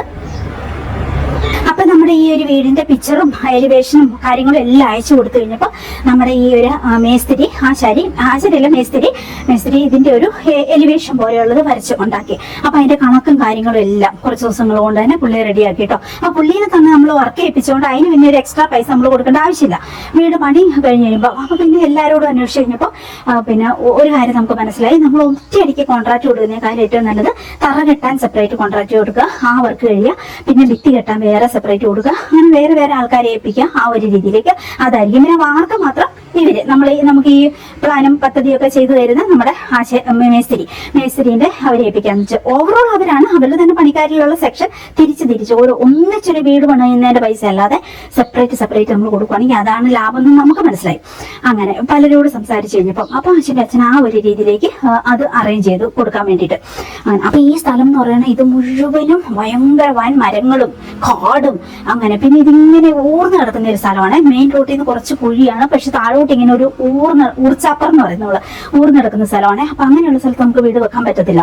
അങ്ങനെ പക്ഷെ മെയിൻ റോഡിന്റെ അരിയിലായതുകൊണ്ട് നമുക്ക് ഇവിടെ തന്നെ വെക്കുവാണ് നമുക്ക് താല്പര്യം. അപ്പൊ നമ്മൾ എന്ത് ചെയ്തു, JCB കൊണ്ടുവന്നിട്ട് ഇത് മുഴുവൻ ആദ്യം മരങ്ങൾ മുഴുവൻ മുറിച്ച് മാറ്റി. ഒത്തിരി മരങ്ങളുണ്ടായിരുന്നു. ഇത് ഏകദേശം ഇപ്പൊ ഒരു 1/2 ഏക്കർ സ്ഥലം അടുത്തുണ്ട്. അപ്പൊ ആ ഒരു രീതിക്ക് ഇത് മുഴുവനും കൂടി ഇത് മുറിച്ച് മാറ്റി, മരങ്ങൾ മുഴുവൻ. പിന്നെ അതിന്റെ മുഴുവൻ വേരുകളാണ് കേട്ടോ. ആ വേരുകൾ മുഴുവൻ JCB കൊണ്ട് മാന്തി അതൊക്കെ ഭയങ്കര വർക്ക് തന്നെയായിരുന്നു കേട്ടോ സത്യം പറഞ്ഞിട്ടുണ്ടെങ്കിൽ. അത്യാവശ്യം നല്ല പൈസ ഇറങ്ങി. അത് കഴിഞ്ഞിട്ട് പിന്നെ ഫിസിക്കലായിട്ടുള്ള ഹെൽപ്പ് മുഴുവനും അശ്വിന്റെ അച്ഛന്റെ വീട്ടുകാരായതുകൊണ്ട് അങ്ങനെ എല്ലാം നമുക്ക് അറേഞ്ച് ചെയ്ത് കിട്ടുമായിരുന്നു കേട്ടോ. അതാണ് എന്റെ ലൈഫിൽ ഇങ്ങനെയാണ്. എന്റെ ജീവിതത്തിൽ എപ്പോഴും എനിക്ക് പ്രകൃതിയും ദൈവവും നൂലെ കെട്ടിയ പോലെ എനിക്ക് എല്ലാത്തിനും നമ്മളൊരു സ്വപ്നം കണ്ടു കഴിഞ്ഞിട്ടുണ്ട്, ഒരു ഡ്രീം കണ്ടു കഴിഞ്ഞിട്ടുണ്ടെങ്കിൽ അതിന് ഉതകുന്ന ആൾക്കാരെ എന്തായാലും അറേഞ്ച് ചെയ്യും പ്രകൃതിയും ദൈവവും. അങ്ങനെ ഞാൻ അപ്പോഴും എപ്പോഴും വിശ്വസിക്കുന്നുണ്ട്. മുന്നോട്ടാണെങ്കിലും എനിക്ക് എന്തൊക്കെ ആവശ്യങ്ങളും നീഡ്സും വന്നിട്ടുണ്ടെങ്കിലും എന്നെ ഹെൽപ്പ് ചെയ്യാൻ പ്രകൃതി ആരെങ്കിലും ഒക്കെ അറേഞ്ച് ചെയ്തിട്ടുണ്ടാവും എന്ന് ഞാൻ പ്രതീക്ഷിക്കുന്നുണ്ട്. അങ്ങനെയാണ് ആ രീതിയിൽ. അപ്പം എല്ലാ ഹെൽപ്പും നമുക്ക് അങ്ങനെ കിട്ടുന്നുണ്ടായിരുന്നു കേട്ടോ. നമ്മൾ പണിയെടുക്കുക, പൈസ ഉണ്ടാക്കുക, ടെൻഷൻ അടിക്കണം, അത് മാത്രമേ ഉള്ളൂ. എന്നാലും ബാക്കിയെല്ലാം എനിക്ക് നീക്കുപോക്ക് ഉണ്ടായിരുന്നു കേട്ടോ. അങ്ങനെയാണ് JCB കൊണ്ടുവന്നിട്ട് ഈ തട്ടിയും ഈ വേര് മുഴുവനും കാപ്പിയാണ്. ഇവിടെ കാപ്പിയും മരങ്ങളും ഒക്കെയും കൂടിയാ. കാപ്പീന്റെ പേരൊക്കെ എന്റെ അമ്മ പറിച്ചെടുക്കലെന്ന് പറഞ്ഞാൽ ഭയങ്കരമാണ്. കുറേ ദിവസത്തെ അധ്വാനമായിരുന്നു അത് JCBക്കാരുടെ. അങ്ങനെ പറിച്ചു കൂട്ടിയെല്ലാം കൂടി. അത് കഴിഞ്ഞ് പിന്നെ ഇത് നിരത്തി കേട്ടോ. നിരത്തി കഴിഞ്ഞപ്പോഴത്തേക്ക് ഇത് വലിയൊരു ഗ്രൗണ്ട് പോലെ ആയിട്ടോ. അങ്ങനെയായി. അത് കഴിഞ്ഞപ്പോഴത്തേക്കും പിന്നെ താഴേക്ക് ഊർന്ന് നടക്കുന്ന സ്ഥലം. അപ്പൊ എന്ത് ചെയ്യണം? അപ്പൊ നമ്മള് മേസ്ത്രി ആയിട്ട് ഡിസ്കസ് ചെയ്തപ്പം അയാൾ ഭയങ്കര ഹെൽപ്പിംഗ് ആയിരുന്നു കേട്ടോ. മേസ്ത്രി നല്ല മനുഷ്യനാണ്. അയാൾക്ക് ഒരു ബറ്റാലിയൻ ആൾക്കാരും ഉണ്ട്. പിന്നെ അയാൾ ബേസിക്കലി നല്ല ഹൃദയത്തിന് ഉടമയാണ്. കളവോ വഞ്ചനയോ ചതിയോ ഒന്നുമില്ല. അതുകൊണ്ട് നമുക്ക് അടിപൊളിയായിട്ട് നമുക്ക് പിന്നെ ഉള്ള പൈസക്ക് നമുക്ക് വീട് പണിയാൻ പറ്റുന്നത് അതങ്ങനെ. അപ്പം പുള്ളിക്കാരൻ പറഞ്ഞു ഇത് ഈ വലിയ ലോറികളൊക്കെ പോകുന്ന റോഡാ മുമ്പിൽ, നാഷണൽ ഹൈവേ പോലെയുള്ളത്. അപ്പൊ ഭയങ്കര കുലുക്കം വരും. ഇത്രയും വലിയ വീടല്ലേ പണിയാൻ പോകുന്നത്. അപ്പൊ ആ സമയത്ത് ആ കാലത്ത് വയനാട്ടില് വലിയ വീടുകളൊക്കെ ഉണ്ട്. എന്നാലും ഒരു പിന്നെ നമ്മുടെ ഒരു നാട് ഏരിയയിലൊന്നും അങ്ങനെ വലിയ വീടില്ല. അപ്പൊ ഭയങ്കര ശ്രുതി പരന്നു വയനാട്ടിൽ മുഴുവൻ. വയനാട്ടിൽ വലിയൊരു വീട് വരുന്നുണ്ടെന്ന് കേട്ടോ. അങ്ങനെയൊക്കെ ഇപ്പോഴത്തെ മുട്ടിന് ഇതിനേക്കാളും വലിയ വീടുകളുണ്ട് കേട്ടോ. അങ്ങനെ ആ സമയത്ത് അത്ര വലിയ വീടുകൾ അങ്ങനെ ഉണ്ടായിരുന്നില്ല എന്ന് എനിക്ക് തോന്നുന്നു. അപ്പം നാട്ടുകാരെല്ലാം പറയുന്നുണ്ടായിരുന്നു കേട്ടോ, വലിയൊരു വീട് വരുന്നുണ്ട് വയനാട്ടിൽ നിന്ന്. അങ്ങനെ നമ്മുടെ വീടിനെ കുറിച്ച് അങ്ങനെ ഒരു ശ്രുതി മൊത്തത്തില് ഒരുപാട് പേര് എന്നോട് തന്നെ അത് പറഞ്ഞിട്ടുണ്ട് കേട്ടോ. വയനാട്ടിൽ വലിയ വീട് വരുന്നുണ്ടെന്ന് പറഞ്ഞല്ലോ, അത് നിങ്ങളുടെ വീടാണോ? അങ്ങനെ എന്നോട് ചോദിച്ചിട്ടുണ്ട് കേട്ടോ. അങ്ങനെ ശരി. അത് കഴിഞ്ഞിട്ട് ഇത് മുഴുവൻ അപ്പം മേസ്ത്രി പറഞ്ഞു നമുക്ക് ഈ കുലുക്കം ഫീൽ ചെയ്യാതിരിക്കും, ഇതിന്റെ ആയുസിന് അത് ബാധിക്കും. അതുകൊണ്ട് ഇത്രയും വലിയ വീട് വരുന്നുണ്ട്. അപ്പൊ നമുക്കത് പിന്നെ താഴെ ഭയങ്കരമായിട്ട് പിന്നെ കല്ല് അതായത് കരിങ്കല്ലിട്ടിട്ട് നിരപ്പാക്കണം. ബേസ് നല്ല കരിങ്കല്ല് ആദ്യം കുറേ ഇട്ടിട്ട് വേണം അതിന്റെ മുകളിൽ തൂണുകൾ ഇതൊക്കെ പണിയാൻ വേണ്ടിയിട്ട് ഫില്ലർ വാർക്കാൻ അങ്ങനത്തെ കാര്യങ്ങൾ പറഞ്ഞേ. അപ്പൊ നമ്മൾ എന്ത് ചെയ്തു? ഓക്കെ, അത് നമുക്ക് പേടിയുള്ള സംഗതിയാണ്. കാരണം ഇത്രയും വലിയ വീട് പണിയുമ്പോൾ അത് ഇത്രയും മെയിൻ റോഡ് ആയതുകൊണ്ട് വർഷങ്ങളോളം നിൽക്കേണ്ട. നമുക്ക് സാധാരണ വീണ്ടും 100 വർഷമൊക്കെ ആയുസ് വരുമല്ലോ. അപ്പൊ ആ രീതിക്ക് വരുമ്പോൾ നമുക്ക് അത്ര ഉറപ്പിൽ തന്നെ പണിയണം. അപ്പൊ നമ്മളത് ഓക്കെ ആയി. അങ്ങനെ നമ്മൾ 60 ട്രാക്ടർ കരിങ്കല്ലാണ് ഇതിന്റെ അടിയിൽ നമ്മൾ ഇട്ടേക്കുന്നത്. ആ ഊർന്ന് കിടക്കുന്ന സ്ഥലം എല്ലാം കരിങ്കല്ലും പിന്നെ മണ്ണും ഇട്ടിട്ട് പൊക്കി. അങ്ങനെ അതിന്റെ ബേസ് 60 ട്രാക്ടർ കരിങ്കല്ലാണ് നമ്മൾ വലിയ കരിങ്കല്ലുകൾ കൊണ്ടുവന്ന് ഡംപ് ചെയ്ത് അങ്ങനെ ഇതിന്റെ അടി ഭയങ്കര ഉറപ്പാക്കി. എന്നിട്ട് ലെവലാക്കിയിട്ട് പിന്നെ ഇതൊരു ഗ്രൗണ്ട് പോലെ പരത്തിയെടുത്തു. അതിന് കുറേ ദിവസങ്ങൾ ഒരു 2-3 മാസം എടുത്തു കേട്ടോ. ഭയങ്കര അധ്വാനമുള്ള വലിയ പണികളായിരുന്നു കേട്ടോ. അത് JCB ഒക്കെ ആണ്. എന്നാലും ഫിസിക്കൽ ആയിട്ടും എല്ലാവരും ഹെൽപ്പ് ചെയ്ത് അങ്ങനെ റെഡി ആയിട്ടോ. അങ്ങനെ ഗ്രൗണ്ട് ഒക്കെ വന്നു. ഇനി തറ കെട്ടലാണ്. അപ്പൊ തറ കെട്ടാൻ വേണ്ടിയിട്ട് നമ്മൾ അവരുടെ ടീമിനെ തന്നെ നമ്മൾ അത് മാത്രമായിട്ട് കരാറ് കൊടുത്തേക്കുവാണ് കേട്ടോ. അങ്ങനെ തറ കെട്ടൽ തുടങ്ങി. അപ്പം ഇതിന്റെ മേസ്ത്രി അതിന്റെ പിന്നെ രൂപവും ഭാവവും ഒക്കെ വരച്ച് അപ്പൊ എനിക്ക് ഇവര് കമ്പ്യൂട്ടറിൽ മെയിൽ ചെയ്ത് തരും. എന്നിട്ട് അത് ഡൗൺലോഡ് ചെയ്ത് നമ്മൾ ഫോട്ടോ ഒക്കെ എടുത്തു കഴിയുമ്പോൾ നമുക്ക് ഒരു ഐഡിയ ഒക്കെ കിട്ടും. പിന്നെ ഇവിടുന്ന് ആ ഒരു രീതിയിലൊക്കെ കാര്യങ്ങളൊക്കെ നമ്മൾ അറിയുന്നുണ്ട്. അപ്പൊ ഞാൻ ഉദ്ദേശിച്ച അതേ രീതിയിൽ തന്നെയാണ് അതിന്റെ ഒരു ബേസും കാര്യങ്ങളും എല്ലാം പോയേക്കണേ. അങ്ങനെ അത് കഴിഞ്ഞിട്ട് പിന്നെ ഇതിന്റെ തറന്റെ പണി തുടങ്ങി കേട്ടോ. അപ്പൊ നമ്മൾ ഫുഡ് അവരെ കൊടുക്കും. പക്ഷെ നമ്മൾ ചായ ആ ഒരു രീതിയിലൊക്കെ അറേഞ്ച് ചെയ്തു. ഫുഡും കൂടി കൊടുക്കാൻ പറ്റത്തില്ല. കുറേയൊക്കെ അശ്വിന്റെ അച്ഛമ്മ കുക്ക് ചെയ്ത് കൊടുക്കുമായിരുന്നു കുറേ ദിവസം. പിന്നെ ഭയങ്കര ബുദ്ധിമുട്ടായപ്പോ നമ്മൾ ഹോട്ടലിൽ നിന്നൊക്കെ കുറെ നാള് തൊട്ടടുത്ത് ഹോട്ടലുകളുണ്ട്. അങ്ങനെയൊക്കെ പിന്നെ ചായയൊക്കെ നമ്മൾ വെച്ച് കൊടുക്കും. ആ രീതിയിലായിരുന്നു. പിന്നെ ഫിസിക്കലായിട്ട് അവരെല്ലാവരും ഹെൽപ്പ് ചെയ്യും. ഈ പണിക്കാർക്ക് വേണ്ട ഹെൽപ്പുകളും കാര്യങ്ങളും ഒക്കെ. പിന്നെ പണിക്കാര് അങ്ങനെ നമ്മൾ ഇതിന്റെ തറ കെട്ടാൻ തുടങ്ങി കേട്ടോ. തറ കെട്ടി കഴിഞ്ഞപ്പോൾ ഒരേ ഒരു ഫോട്ടോ അയക്കും. അപ്പൊ നമ്മൾ നല്ല ക്യാമറയൊക്കെ മേടിച്ചു കൊടുത്തിട്ടുണ്ട് ഞാൻ അശ്വിനും. ഓക്കെ, അപ്പൊ കമ്പ്യൂട്ടറും ഒക്കെ ഉണ്ട്. അപ്പൊ നമുക്ക് എല്ലാം ഫോട്ടോസ് എടുത്തിട്ട് മെയിൽ ചെയ്യും. അങ്ങനെ നമുക്ക് എല്ലാം അറിയാം, അപ്ഡേറ്റ് ആയിട്ട് അറിയാം. നമുക്ക് വിളിക്കാൻ ആകെയുള്ള സെറ്റപ്പ് എന്ന് പറയാൻ കമ്പ്യൂട്ടർ. അതുമായിട്ട് നടന്ന് നമുക്ക് ഇത് കാണാൻ പറ്റില്ല. അപ്പൊ ഫോട്ടോ ഒക്കെ കാണും ആ രീതിക്കാണ്. അപ്പൊ ഇങ്ങനെ ഇതിന്റെ തറയൊക്കെ കെട്ടി കഴിഞ്ഞപ്പോഴത്തേക്ക് ഇത് കാണുമ്പോൾ തന്നെ അറിയാം ഭയങ്കര ഈ വീടിനേക്കാളും വലുതായിട്ട് നമുക്ക് തോന്നി തറ കെട്ടി കഴിയുമ്പോൾ അങ്ങനെ കാണുമ്പോൾ കേട്ടോ. അങ്ങനെ ഇപ്പൊ ഈ തറയെല്ലാം കെട്ടി ഇതിന്റെ ഇങ്ങനെ ബേസൊക്കെ തിരിച്ച് തറയൊക്കെ കെട്ടി കഴിഞ്ഞപ്പോഴത്തേക്കും ഈ അശ്വിന്റെ അച്ഛനൊക്കെ ഭയങ്കര ടെൻഷനായിട്ട് ഭയങ്കര BP ഒക്കെ കൂടി ഹോസ്പിറ്റലൈസ്ഡ് ഒക്കെ ആവേണ്ടി വരും. ടെൻഷൻ കയറിയിട്ട് ഇത് എങ്ങനെ പണിതെടുക്കും? ഇത്രയും വലിയ വീട് എങ്ങനെ പണിയും? അതാണ് ഇവരുടെ എല്ലാം പേടി. ഞാൻ ഇവരെ വിളിക്കുമ്പോൾ മുഴുവൻ ഇവരുടെ ടെൻഷൻ മാത്രമേ എനിക്ക് കേൾക്കാൻ പറ്റുള്ളൂ കേട്ടോ. അശ്വിന്റെ അച്ഛമ്മ ഉണ്ടല്ലോ, ഞാൻ പറയാറില്ല എപ്പോഴും എനിക്ക് ഫുഡൊക്കെ കൊടുത്തു വിടുന്നത്. പുള്ളിക്കാരിയാണെങ്കിൽ എന്നെ ഫോൺ വിളിക്കുമ്പോൾ മുഴുവനും കൊച്ചേ എന്ത് ചെയ്യും, കൊച്ചേ നീ എന്ത് ചെയ്യും, കൊച്ചേ ഇത്രയും വലിയ വീട് നമ്മൾ എങ്ങനെ വെക്കും, കൊച്ചേ നീ എന്ത് ചെയ്യും, നീ എന്ത് ചെയ്യും, ഇതെല്ലാം എന്നോട് ചോദിച്ചുകൊണ്ടിരുന്ന കേട്ടോ. അപ്പം എന്റെ ഈ ഒരു 26-ാമത്തെ വയസ്സിൽ ഞാൻ കിടന്ന് എന്താ പറയുക ഒരു വീട് വെക്കാൻ വേണ്ടിയിട്ടുള്ള ആ ഭാരം മുഴുവൻ എന്റെ തലയിലാണ്. പക്ഷെ ഞാൻ സ്റ്റേബിൾ ആണ്, എന്റെ മെന്റലി ഞാൻ സ്റ്റേബിൾ ആണ്. സ്ട്രെസ്സും ടെൻഷനും ഒക്കെ ഉണ്ട്. അപ്പൊ എനിക്കൊരു എന്റെ കണക്കൂട്ടിൽ തെറ്റാതെ ഇരിക്കുവാണെങ്കിൽ ഞാൻ അത്രയും കണക്കൂട്ടി വെച്ചിട്ടുണ്ട് ഏറ്റവും സെറ്റ് സംഗതികൾ. കാരണം ഒരു 3-4 മാസം ഞാൻ എല്ലാരെയും ഫോൺ വിളിച്ച് ഓരോ കട്ടേന്റെയും കല്ലിന്റെയും തടിയിന്റെയും അതിന്റെ പണിക്കൂലിയും എല്ലാം ഇരുന്ന് ഞാൻ കണക്കൂട്ടും. ഇത്ര ദിവസം ഇത്ര അവരോട് ചോദിക്കുക, എത്ര ദിവസം നിങ്ങൾ ഇതിന്റെ ഒരു ചാനലിന് എത്ര ദിവസം നിങ്ങൾ എടുക്കും. അപ്പൊ അതിന്റെ ഫുൾ കണക്ക് ഞാൻ അയച്ചു കൊടുത്തിട്ട് ഇത്ര ചാനലുണ്ടല്ലോ, അപ്പൊ ഇത്ര ദിവസമാണെങ്കിൽ നിങ്ങൾ എത്ര രൂപയ്ക്ക് ഇങ്ങനെ കരാറ് തരുവാണെങ്കിൽ എത്ര രൂപയ്ക്ക് ഇതിന്റെ പണി നിങ്ങൾ ചെയ്തു തരും. അപ്പൊ അവരെല്ലാം കണക്കൂട്ടിയിട്ട് ഏകദേശം ഇത്ര രൂപയ്ക്കാണെങ്കിൽ ഞങ്ങൾ ഇത്ര പണി എടുത്തു തരും. അങ്ങനെ പിന്നെ എല്ലാം തന്നെ ഈ അശ്വന്റെ അച്ഛന്റെ ഫ്രണ്ട്സ് അങ്ങനെയുള്ളവരെ കൊണ്ടാ ചെയ്യിപ്പിച്ചേക്കുന്നത്. അപ്പൊ അവര് ഇങ്ങനെ ഒരു ഭയങ്കരമായിട്ട് കൊന്നെടുക്കത്തുമില്ല അശ്വന്റെ അച്ഛനോടുള്ള ആ ഒരു ഫ്രണ്ട്ഷിപ്പിന്റെ പേരിൽ. അപ്പൊ നമുക്ക് അവിടെയൊക്കെ കുറച്ച് ലാഭങ്ങൾ കിട്ടുന്നുണ്ട്. മീൻസ് നമ്മളാരും അങ്ങനെ പറ്റിക്കാൻ വേണ്ടി നിൽക്കുന്നില്ല അങ്ങനെ. പക്ഷെ കറക്റ്റ് ആയിട്ടുള്ളൊരു കൂലി അവർ പറയും അങ്ങനെ. അപ്പൊ അതെല്ലാം വെച്ച് ഞാൻ കണക്കൂട്ടി വെച്ചിട്ടുണ്ട്. പിന്നെ ഞാൻ ഈ ചിട്ടി വിളിച്ചതും ലോൺ എടുക്കുന്ന അവിടെ നിന്ന് എന്റെ മനസ്സിൽ ഏറ്റവും സെറ്റ് ഞാൻ പ്ലാൻ ചെയ്ത രീതിക്ക് കാര്യങ്ങളെല്ലാം സ്മൂത്ത് ആയിട്ട് നടന്നു പോവാണെങ്കിൽ എനിക്ക് പേടിയില്ല.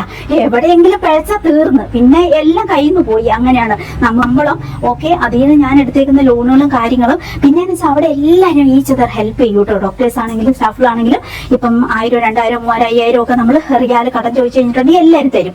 1-2 മാസത്തിനുള്ളിൽ തിരിച്ചു കൊടുക്കുക. അങ്ങനെയൊക്കെ ഉണ്ട്. അപ്പൊ അങ്ങനെയൊക്കെ നമുക്ക് കുറച്ച് പ്ലാനുകൾ അങ്ങനെയുണ്ട്. പിന്നെ ഒരു നിവൃത്തിയില്ലെങ്കിൽ നമുക്ക് മറ്റുള്ളവരോടൊക്കെ അറേഞ്ച് ചെയ്തും അങ്ങനെയൊക്കെ. അപ്പൊ എന്നോട് ചോദിക്കുമ്പോൾ ഞാനും എല്ലാവർക്കും കടം കൊടുക്കാറുണ്ട്. എനിക്കൊരാവശ്യം വന്നാൽ അവരും കടത്തരും. ആ രീതിക്കാണ്. അത് 1-2 മാസത്തിനുള്ളിൽ നമ്മൾ തിരിച്ചു കൊടുക്കണം ആ രീതിക്ക്. അപ്പൊ അങ്ങനെ ഒരു 3-4 പേരോടൊക്കെ നമുക്ക് അങ്ങനെ മേടിക്കാൻ പറ്റും. ആ ഒരു രീതിയിലൊക്കെയാണ് ഞാൻ മനസ്സിൽ പ്ലാൻ ചെയ്തിരിക്കുന്നത് കേട്ടോ. എല്ലാം സ്മൂത്തായിട്ട് നടക്കുകയാണെങ്കിൽ എല്ലാം സ്മൂത്തായിട്ട് നടക്കും എന്നുള്ളൊരു ധൈര്യം എനിക്കുണ്ട്. പിന്നെ ഒരു ധൈര്യം അത് തന്നെ അങ്ങനെ നമ്മുടെ അത്രയും വലിയൊരു ഡ്രീമാണ് അങ്ങനെ. പിന്നെ വർക്ക് ചെയ്യാനുള്ളൊരു മെന്റാലിറ്റി ഉണ്ട് നമുക്ക്. പിന്നെ നമ്മളന്ന് കുറച്ച് ചെറുപ്പമായതുകൊണ്ട് നമുക്ക് മുന്നോട്ട് നമുക്ക് ഇവിടെ തന്നെ നിന്ന് വർക്ക് ചെയ്യാം അങ്ങനെയൊക്കെ ഉള്ള ഒരു പ്രതീക്ഷയുണ്ട്. ഗവൺമെന്റിലാണല്ലോ അവിടെ ജോലി. അപ്പൊ ആ ഒരു ധൈര്യം ഒക്കെ ഉണ്ട്. അങ്ങനെ പണി തുടങ്ങി കേട്ടോ. ഇവിടെയുള്ളവർക്ക് മുഴുവൻ ടെൻഷൻ കാരണമായിട്ടൊക്കെ എന്റെ അപ്പച്ചൻ മാത്രമേ കുറച്ച് സ്റ്റേബിൾ ഉണ്ടായിരുന്നുള്ളൂ കേട്ടോ. അപ്പച്ചൻ ഭയങ്കര ധൈര്യമാണ്. ആ ധൈര്യത്തിന് എനിക്കും കിട്ടിയേക്കണം പല കാര്യങ്ങളെന്ന് എനിക്ക് തോന്നിയിട്ടുണ്ട് കേട്ടോ. അങ്ങനെ എന്ത് വന്നാലും വന്നിടത്ത് വെച്ച് കാണാന്നുള്ളൊരു ധൈര്യമുള്ള കൂട്ടത്തിലെ പുള്ളി വരുന്നിടത്ത് വെച്ചാണ്. അപ്പൊ ആ രീതി തന്നെയാണ് ഞാനും പോകുന്നത് കേട്ടോ. പിന്നെ ഞാൻ ഓർത്ത് ഓക്കെ ഇൻ കേസ് ഇപ്പൊ പകുതിക്ക് വെച്ച് നമ്മുടെ പൈസയും തീർന്നു എല്ലാം തീർന്നു അവിടെ നിൽക്കട്ടെ നോക്കാൻ പണി അതും ഞാൻ അന്വേഷിച്ചായിരുന്നു. ഇപ്പൊ ഈ ബിൽഡിംഗ് പകുതി വെച്ച് ഇങ്ങനെ പണിത് നിൽക്കുവാണ്. അത് മഴ നനഞ്ഞാൽ കുഴപ്പമുണ്ടോ എന്ന് ചോദിച്ചപ്പോൾ എല്ലാവരും പറഞ്ഞില്ല അത് കുഴപ്പമൊന്നുമില്ല. അത് മഴ നനഞ്ഞ ചില ബിൽഡിങ്ങുകളൊക്കെ അങ്ങനെ പിന്നെ പൈസ ഉള്ള പിള്ളേർ പണിയോ അപ്പൊ ആ രീതിക്ക്. അപ്പൊ എന്റെ മനസ്സിലുണ്ട് ഓക്കെ ഇനിയിപ്പോ ഒരു നിവൃത്തിയില്ലെങ്കിൽ ഇപ്പം നമ്മളോട് ആരും വന്ന് ചോദിക്കില്ലല്ലോ നിങ്ങൾ എന്താ ഇത് പണി തീർക്കാത്തതെന്ന് വന്ന് കേസ് നമ്മളെ പോലീസ് പിടിച്ചുകൊണ്ട് പോകത്തില്ലല്ലോ. അപ്പൊ ഇല്ലെങ്കിൽ ഇല്ല അവിടെ വെച്ച് നമുക്ക് നിർത്താം. എവിടം വരെ പോകും നമുക്ക് നോക്കാം. മൊത്തം കംപ്ലീറ്റ് ആവുമോ നമുക്ക് നോക്കാം ആ രീതിക്കാന്നെ. അപ്പൊ എല്ലാം കണക്ക് കൂട്ടി വെച്ചേക്കുവാണ് കേട്ടോ. ബാങ്കിൽ അവിടുന്ന് കിട്ടിയേക്കണ പൈസകളും എല്ലാം ഞാൻ കറക്റ്റായിട്ട് അറേഞ്ച് ചെയ്ത് അങ്ങനെ ആ രീതിക്ക് വെച്ചേക്കാം. പിന്നെ ഓക്കെ അങ്ങനെ നമ്മുടെ പണി തുടങ്ങി കേട്ടോ. അപ്പം ഈ ഇതിന്റെ എന്താ ഗ്രൗണ്ടൊക്കെ തറയൊക്കെ കെട്ടി കഴിയുമ്പോഴത്തേക്കും തന്നെ ഇത് മനസ്സിലായിട്ടോ ഭയങ്കര വലിയ വീടിന്റെ ലുക്ക് വരിക തറ കെട്ടിയപ്പം അങ്ങനെ. അത് കഴിഞ്ഞപ്പോ എല്ലാം പിന്നെ ബാക്കി ഓരോ സ്റ്റെപ്പുകൾ പിന്നെ ജനലും അതും എല്ലാം അതിന്റെ പണികളെല്ലാം ഒരു സ്ഥലത്തോടെ പുരോഗമിക്കുന്നു.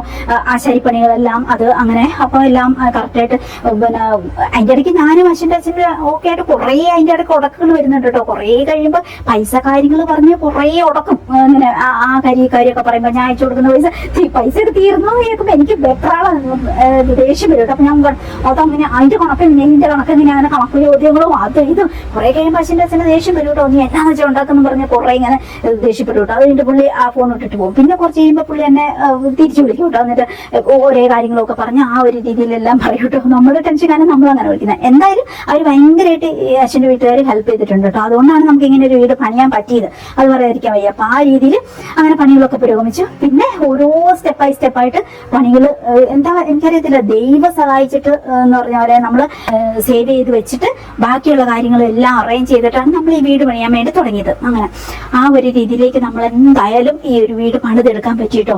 അങ്ങനെ അച്ഛൻ്റെ ആഗ്രഹം പോലെ തന്നെ കൊട്ടാരം പോലെയുള്ള വീട് സത്യം പറഞ്ഞിട്ടുണ്ടെങ്കിൽ പണിയെല്ലാം കഴിഞ്ഞ് അടിപൊളിയായിട്ട് എല്ലാം കഴിഞ്ഞ് കഴിഞ്ഞപ്പോഴത്തേക്കും ഈ നാട്ടിലൊക്കെ ഭയങ്കര സംസാരമായിരുന്നു അത് കേട്ടോ. എങ്ങനെ അവർ ഈ വീട് പണിതു എന്നുള്ളത് സത്യം പറഞ്ഞിട്ടുണ്ടെങ്കിൽ നമ്മളെല്ലാം എൻ്റെ ലൈഫിൽ നിന്ന് എനിക്ക് മനസ്സിലായ അതായത് A to Z കാര്യങ്ങൾ പ്ലാൻ ചെയ്തിട്ട്, പിന്നെ എന്നെ സംബന്ധിച്ച് കുറെ ഫിസിക്കൽ ഹെൽപ്പും കിട്ടി. പിന്നെ ഈ തടി അതൊക്കെ നമുക്ക് ഫ്രീ ആയിട്ട് പിന്നെ അശ്വിന്റെ വീട്ടിൽ നിന്ന് കിട്ടിയത് കൊണ്ട്, ഫ്രീ ആയിട്ടെന്ന് പറയാൻ പറ്റില്ല, അവന്റെ അവകാശം കൂടിയാണ് അത്. ഓക്കെ, പിന്നെ എന്താ പറയുക, ദാനമൊന്നും കിട്ടിയതല്ല, അശ്വിന്റെ അവകാശം തന്നെയാണ്, അശ്വിന്റെ അച്ഛന്റെ വീട്ടിലാണ്. അപ്പൊ ആ രീതിക്ക് അപ്പൊ അങ്ങനെയൊക്കെ ആയതുകൊണ്ട് നമുക്ക് അത് എന്താ പറയാ, നമുക്കത് കംപ്ലീറ്റ് ആക്കാൻ പറ്റിയത് കേട്ടോ.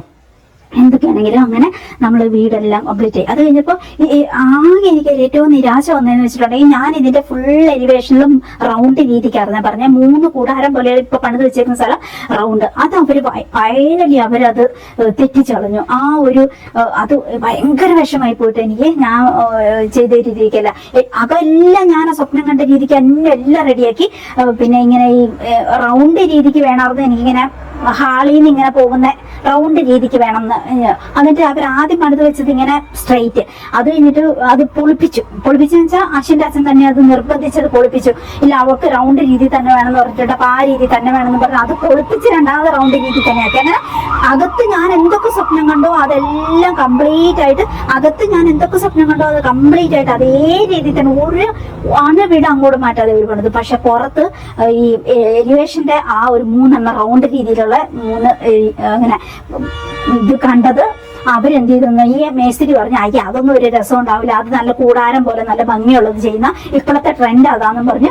ഇത് അത് മാത്രം എന്നോട് പറയാതെ, എന്നോട് അറിയിക്കാതെ. അപ്പൊ ഫൈനലി ഏകദേശം ഒരു 3/4 ഭാഗം പണിയൊക്കെ കഴിഞ്ഞ് കഴിഞ്ഞപ്പോൾ പിന്നെ ഇവര് അശ്വിന്റെ അച്ഛനും ഇവര് പറഞ്ഞു, പിന്നെ ഇനി എല്ലാം കഴിഞ്ഞിട്ട് വന്ന് കണ്ടാൽ മതി, പിന്നെ വെക്കേഷൻ വരുമ്പോ കണ്ടാൽ മതി, ഇനി ഫോട്ടോയൊന്നും അയക്കത്തില്ല എന്ന്. അവിടം വരെ ഞാൻ എല്ലാ സ്വപ്നം കണ്ട പോലെ വരാന്തിയൊക്കെ റൗണ്ട് രീതിയിൽ ഈ പിന്നെ റിസോർട്ട് പോലത്തെ ടൈലൊക്കെ ഒട്ടിച്ച് ഒരേ ആ വെക്കേഷൻ വന്നപ്പോൾ നമ്മള് ടൈലും പിന്നെ എല്ലാം മേടിച്ചു വെച്ചിട്ടാണ് പോയത്. ഞാനും അച്ഛനും ബാക്കി എല്ലാവരും കൂടി പോയി സെലക്ട് ചെയ്ത് അതെല്ലാം കൊണ്ടുവന്ന് അടുപ്പിച്ചിട്ടുണ്ടായിരുന്നു നമ്മൾ കേട്ടോ. അപ്പൊ എല്ലാ സാധനവും നമ്മൾ ആദ്യം അടുപ്പിച്ചിട്ടുണ്ടായിരുന്നു, തടിയായി ടൈലായി എല്ലാം ആയി, അങ്ങനത്തെ സാധനങ്ങളെല്ലാം അടുപ്പിച്ചിട്ടുണ്ടായിരുന്നു. പിന്നെ ബിൽഡിംഗ് എടുത്താൽ മതി, ആ രീതിയായിരുന്നു എന്റെ മനസ്സിലെ പ്ലാൻ കേട്ടോ. അപ്പൊ നമുക്ക് കുറച്ചും കൂടി ധൈര്യം ഉണ്ടല്ലോ അങ്ങനെ ആ രീതിക്ക്.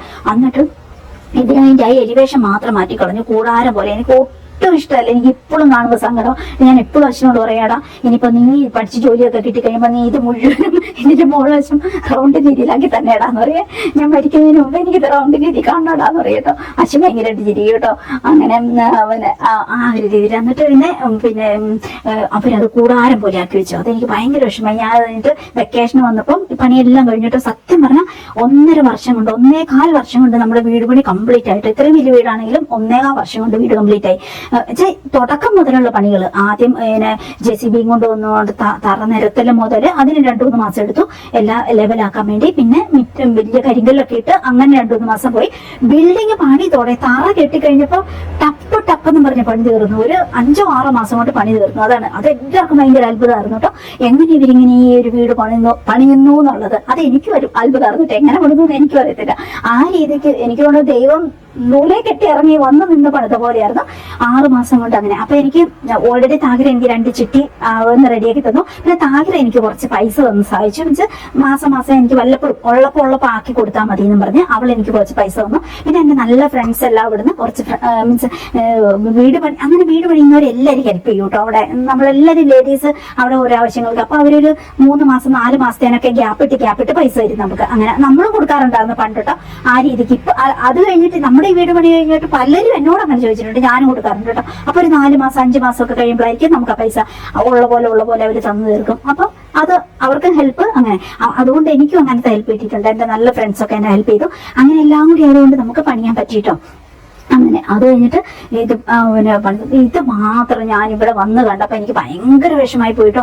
എയർപോർട്ടിൽ നിന്ന് വരുമ്പോൾ മനസ്സിങ്ങനെ തുട്ടി കൊട്ടു കേട്ടോ. ഫൈനലി എനിക്ക് ഇവര് ഫോട്ടോ അയച്ചിട്ടില്ല കേട്ടോ. അത് നീ വരുമ്പോ നേരിട്ട് കണ്ടാൽ മതി എന്ന് പറഞ്ഞിട്ടോ. അപ്പൊ ആ വർഷം നമ്മൾ വന്നു കഴിഞ്ഞപ്പോ നമ്മള് പെരേക്കര് കൂടുതലും ഒക്കെ നടത്താനാണ് പ്ലാന്. അങ്ങനെ പണിയൊക്കെ കഴിഞ്ഞ് കഴിഞ്ഞപ്പോഴത്തേക്ക് എല്ലാവർക്കും ഭയങ്കര സന്തോഷമായിട്ടോ. അപ്പം അച്ഛൻ്റെ അച്ഛമ്മയൊക്കെ എല്ലാ ദിവസവും ഫോൺ വിളിക്കുമ്പോ എന്റെ കൊച്ചേ എന്തൊരു ഭംഗിയോ വീട് കാണാൻ, നീ ഒന്ന് വന്ന് കണ്ടാൽ മതി. എനിക്കിത് കേട്ട് എനിക്ക് അവിടെ ജോലി പോലും ചെയ്യാൻ പറ്റുന്നില്ല കേട്ടോ. ഇത്രയും വലിയ ഡ്രീം കണ്ടത് 1.5 വർഷം കൊണ്ട് നമ്മൾ ഇത്രയും വലിയ വീട് പണിതു. അതൊക്കെ എനിക്കങ്ങ് സഹിക്കാൻ വയ്യ സന്തോഷം. എനിക്ക് എന്ത് ചെയ്യണമെന്ന് അറിയില്ല. ലാസ്റ്റ് എനിക്ക് ഫോട്ടോ അയക്കുന്നു പറഞ്ഞാൽ ഇവരെന്ത് ചെയ്ത ഫോട്ടോ അയച്ചെടുത്തില്ല. അത് എനിക്കൊന്ന് അച്ഛന് കുറച്ച് വെപ്രാളമുണ്ട്. മാറ്റിയില്ലോ മുകളിലത്തെ എന്റെ എലിവേഷൻ മാറ്റി കളഞ്ഞല്ലോ, റൗണ്ട് രീതിയിലുള്ള മാറ്റി കൂടാതാക്കി വെച്ചേക്കുള്ളൂ. അപ്പൊ ഞാൻ മഴക്കൂടുമെന്ന് പേടിച്ചിട്ടാണോ എന്ന് എനിക്കറിയത്തില്ല. ഫോട്ടോ അയക്കുന്നേ ഇല്ല.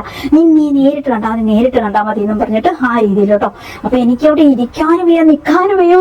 പ്രസവവേദന എന്ന് പറയുമ്പോൾ ചേട്ടാ എനിക്ക് എന്റെ വീട് കാണണം. ദൈവമേ ആ വർഷം ഫ്ലൈറ്റിലൊക്കെ ഇരിക്കുമ്പോ ദൈവമേ ഫ്ലൈറ്റ് എങ്ങാനും പൊട്ടി താഴെ പോകും, എനിക്ക് എന്റെ വീട് കണ്ടിട്ട് മരിച്ചാൽ മതി, അങ്ങനെയുള്ള ഇതിലാണ് വരുന്നത്. അങ്ങനെ എയർപോർട്ടിൽ നിന്നൊക്കെ ഞാൻ ജീപ്പാണ് എന്ന് എയർപോർട്ടിൽ നിന്ന് ഇങ്ങോട്ട് വരാൻ, കാറൊന്നുമല്ല. ജീപ്പിലിരുന്ന് കുടുങ്ങി വരുമ്പോഴും ദൈവമേ എനിക്ക് എന്റെ വീട് കാണാം, എന്തൊരു ത്രില്ലാതെന്നറിയോ. അങ്ങനെ വന്ന് നമ്മളിവിടുന്ന് കൽപ്പറ്റേന്ന് ഇങ്ങോട്ടേക്ക് ഈ വഴിയിലേക്ക് വരുമ്പോ പിന്നെ എനിക്ക് വയ്യ. ഞാൻ ഓർക്കണം ദൈവം ഞാൻ അവിടെ എത്തുന്നതിന് മുമ്പ് മരിച്ചു പോകും. സന്തോഷം സ്ട്രെസ്സും കയറിയിട്ട് വീട് കാണുന്നതിന് മുമ്പ് നമ്മൾ മരിച്ചു പോകും, വീട് കാണുന്നതിന് മുമ്പ് നമ്മൾ മരിച്ചു പോകും എന്നുള്ളതാണ് എന്റെ ടെൻഷൻ. അങ്ങനെ നമ്മൾ ഇവിടെ വന്നു. അപ്പൊ ഇവിടെ കുറച്ച് ഈ വഴി സ്ട്രെയിറ്റ് വഴിയാണ്. അവിടുന്ന് കാണാട്ടോ വീടിന്റെ ഓടിന്റെ കാണാട്ടോ. നമുക്ക് ഇങ്ങോട്ടേക്ക് വരുമ്പോ വീടിന്റെ കുറച്ച് എലിവേഷൻ പോലെ കാണാട്ടോ. അങ്ങനെ വന്ന് ജിപ്പേന്ന് ഇറങ്ങി കഴിഞ്ഞപ്പോഴത്തേക്ക് ഞാൻ ആദ്യം ഇങ്ങനെ ഇറങ്ങി നോക്കി കഴിഞ്ഞപ്പോഴത്തേക്ക് എനിക്ക് എന്റെ മുഖത്ത് എന്താ സന്തോഷം മുഴുവൻ അങ്ങ് അസ്തമിച്ചു. കാരണം ഞാൻ ഉദ്ദേശിച്ച പോലത്തെ അല്ല ഇതിന്റെ ഔട്ട് സൈഡ് കണ്ടേക്കണം. അപ്പൊ ചോദിച്ചു ഇതെന്താ ഇങ്ങനെ, പിന്നെ ഞാൻ റൗണ്ടല്ലേ പറഞ്ഞു ഇതെന്താ ഇങ്ങനെയെന്ന്.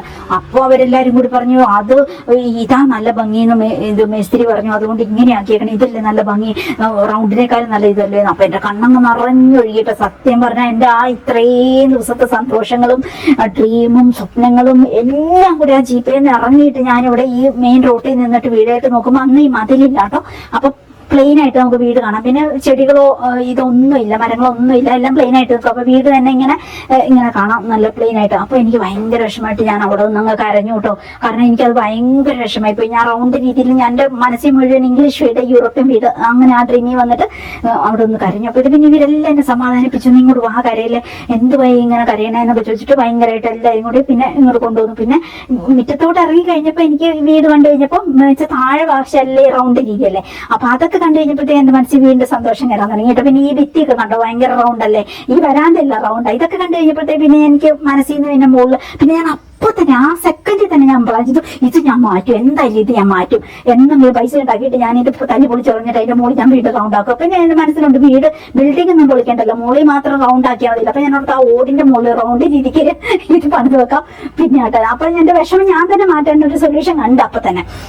എന്റെ മുറ്റത്തോട്ട് ഇറങ്ങി വന്ന് ഈ വരാന്തയിലൊക്കെ കയറി കഴിഞ്ഞ് പിന്നെ ഫ്രണ്ടൊക്കെ കണ്ടപ്പോൾ എനിക്ക് ഭയങ്കര ഇഷ്ടമായിട്ടോ. കാരണം ഞാൻ ആ ഡ്രീം കണ്ട പോലെ ഓൾറെഡി എനിക്ക് ഫോട്ടോ അയച്ചിട്ടുണ്ടായിരുന്നു ഫ്രണ്ടൊക്കെ, ജനലും വാതിലും അതൊക്കെ. പിന്നെ ഇപ്പോഴത്തെ പോലെയല്ല, ഇപ്പൊ ഞാൻ നിങ്ങൾ ഈ വീടിന്റെ ഇത് കാണിക്കുമ്പോൾ ഇത് ഇത്രയും വർഷങ്ങൾ കഴിഞ്ഞപ്പോൾ ഇതിന്റെ ഭംഗിയൊക്കെ പോയി. പക്ഷെ അന്ന് നല്ല ഭംഗിയായിട്ട് തിളങ്ങി നിൽക്കുമായിരുന്നു. പുതിയ വീട്, പുതിയ പെയിന്റ്, നല്ല പെയിന്റാണ് നമ്മൾ അടിച്ചേർന്നിട്ട്, നല്ല വില കൂടിയ ഏഷ്യൻ പെയിന്റ് ഒക്കെ അടിച്ച് അടിപൊളിയായിട്ട് വെച്ചേക്കുന്നത്. അപ്പോൾ അടിപൊളിയായിട്ട് തോന്നിയിട്ട് വരാന്തയില്ല.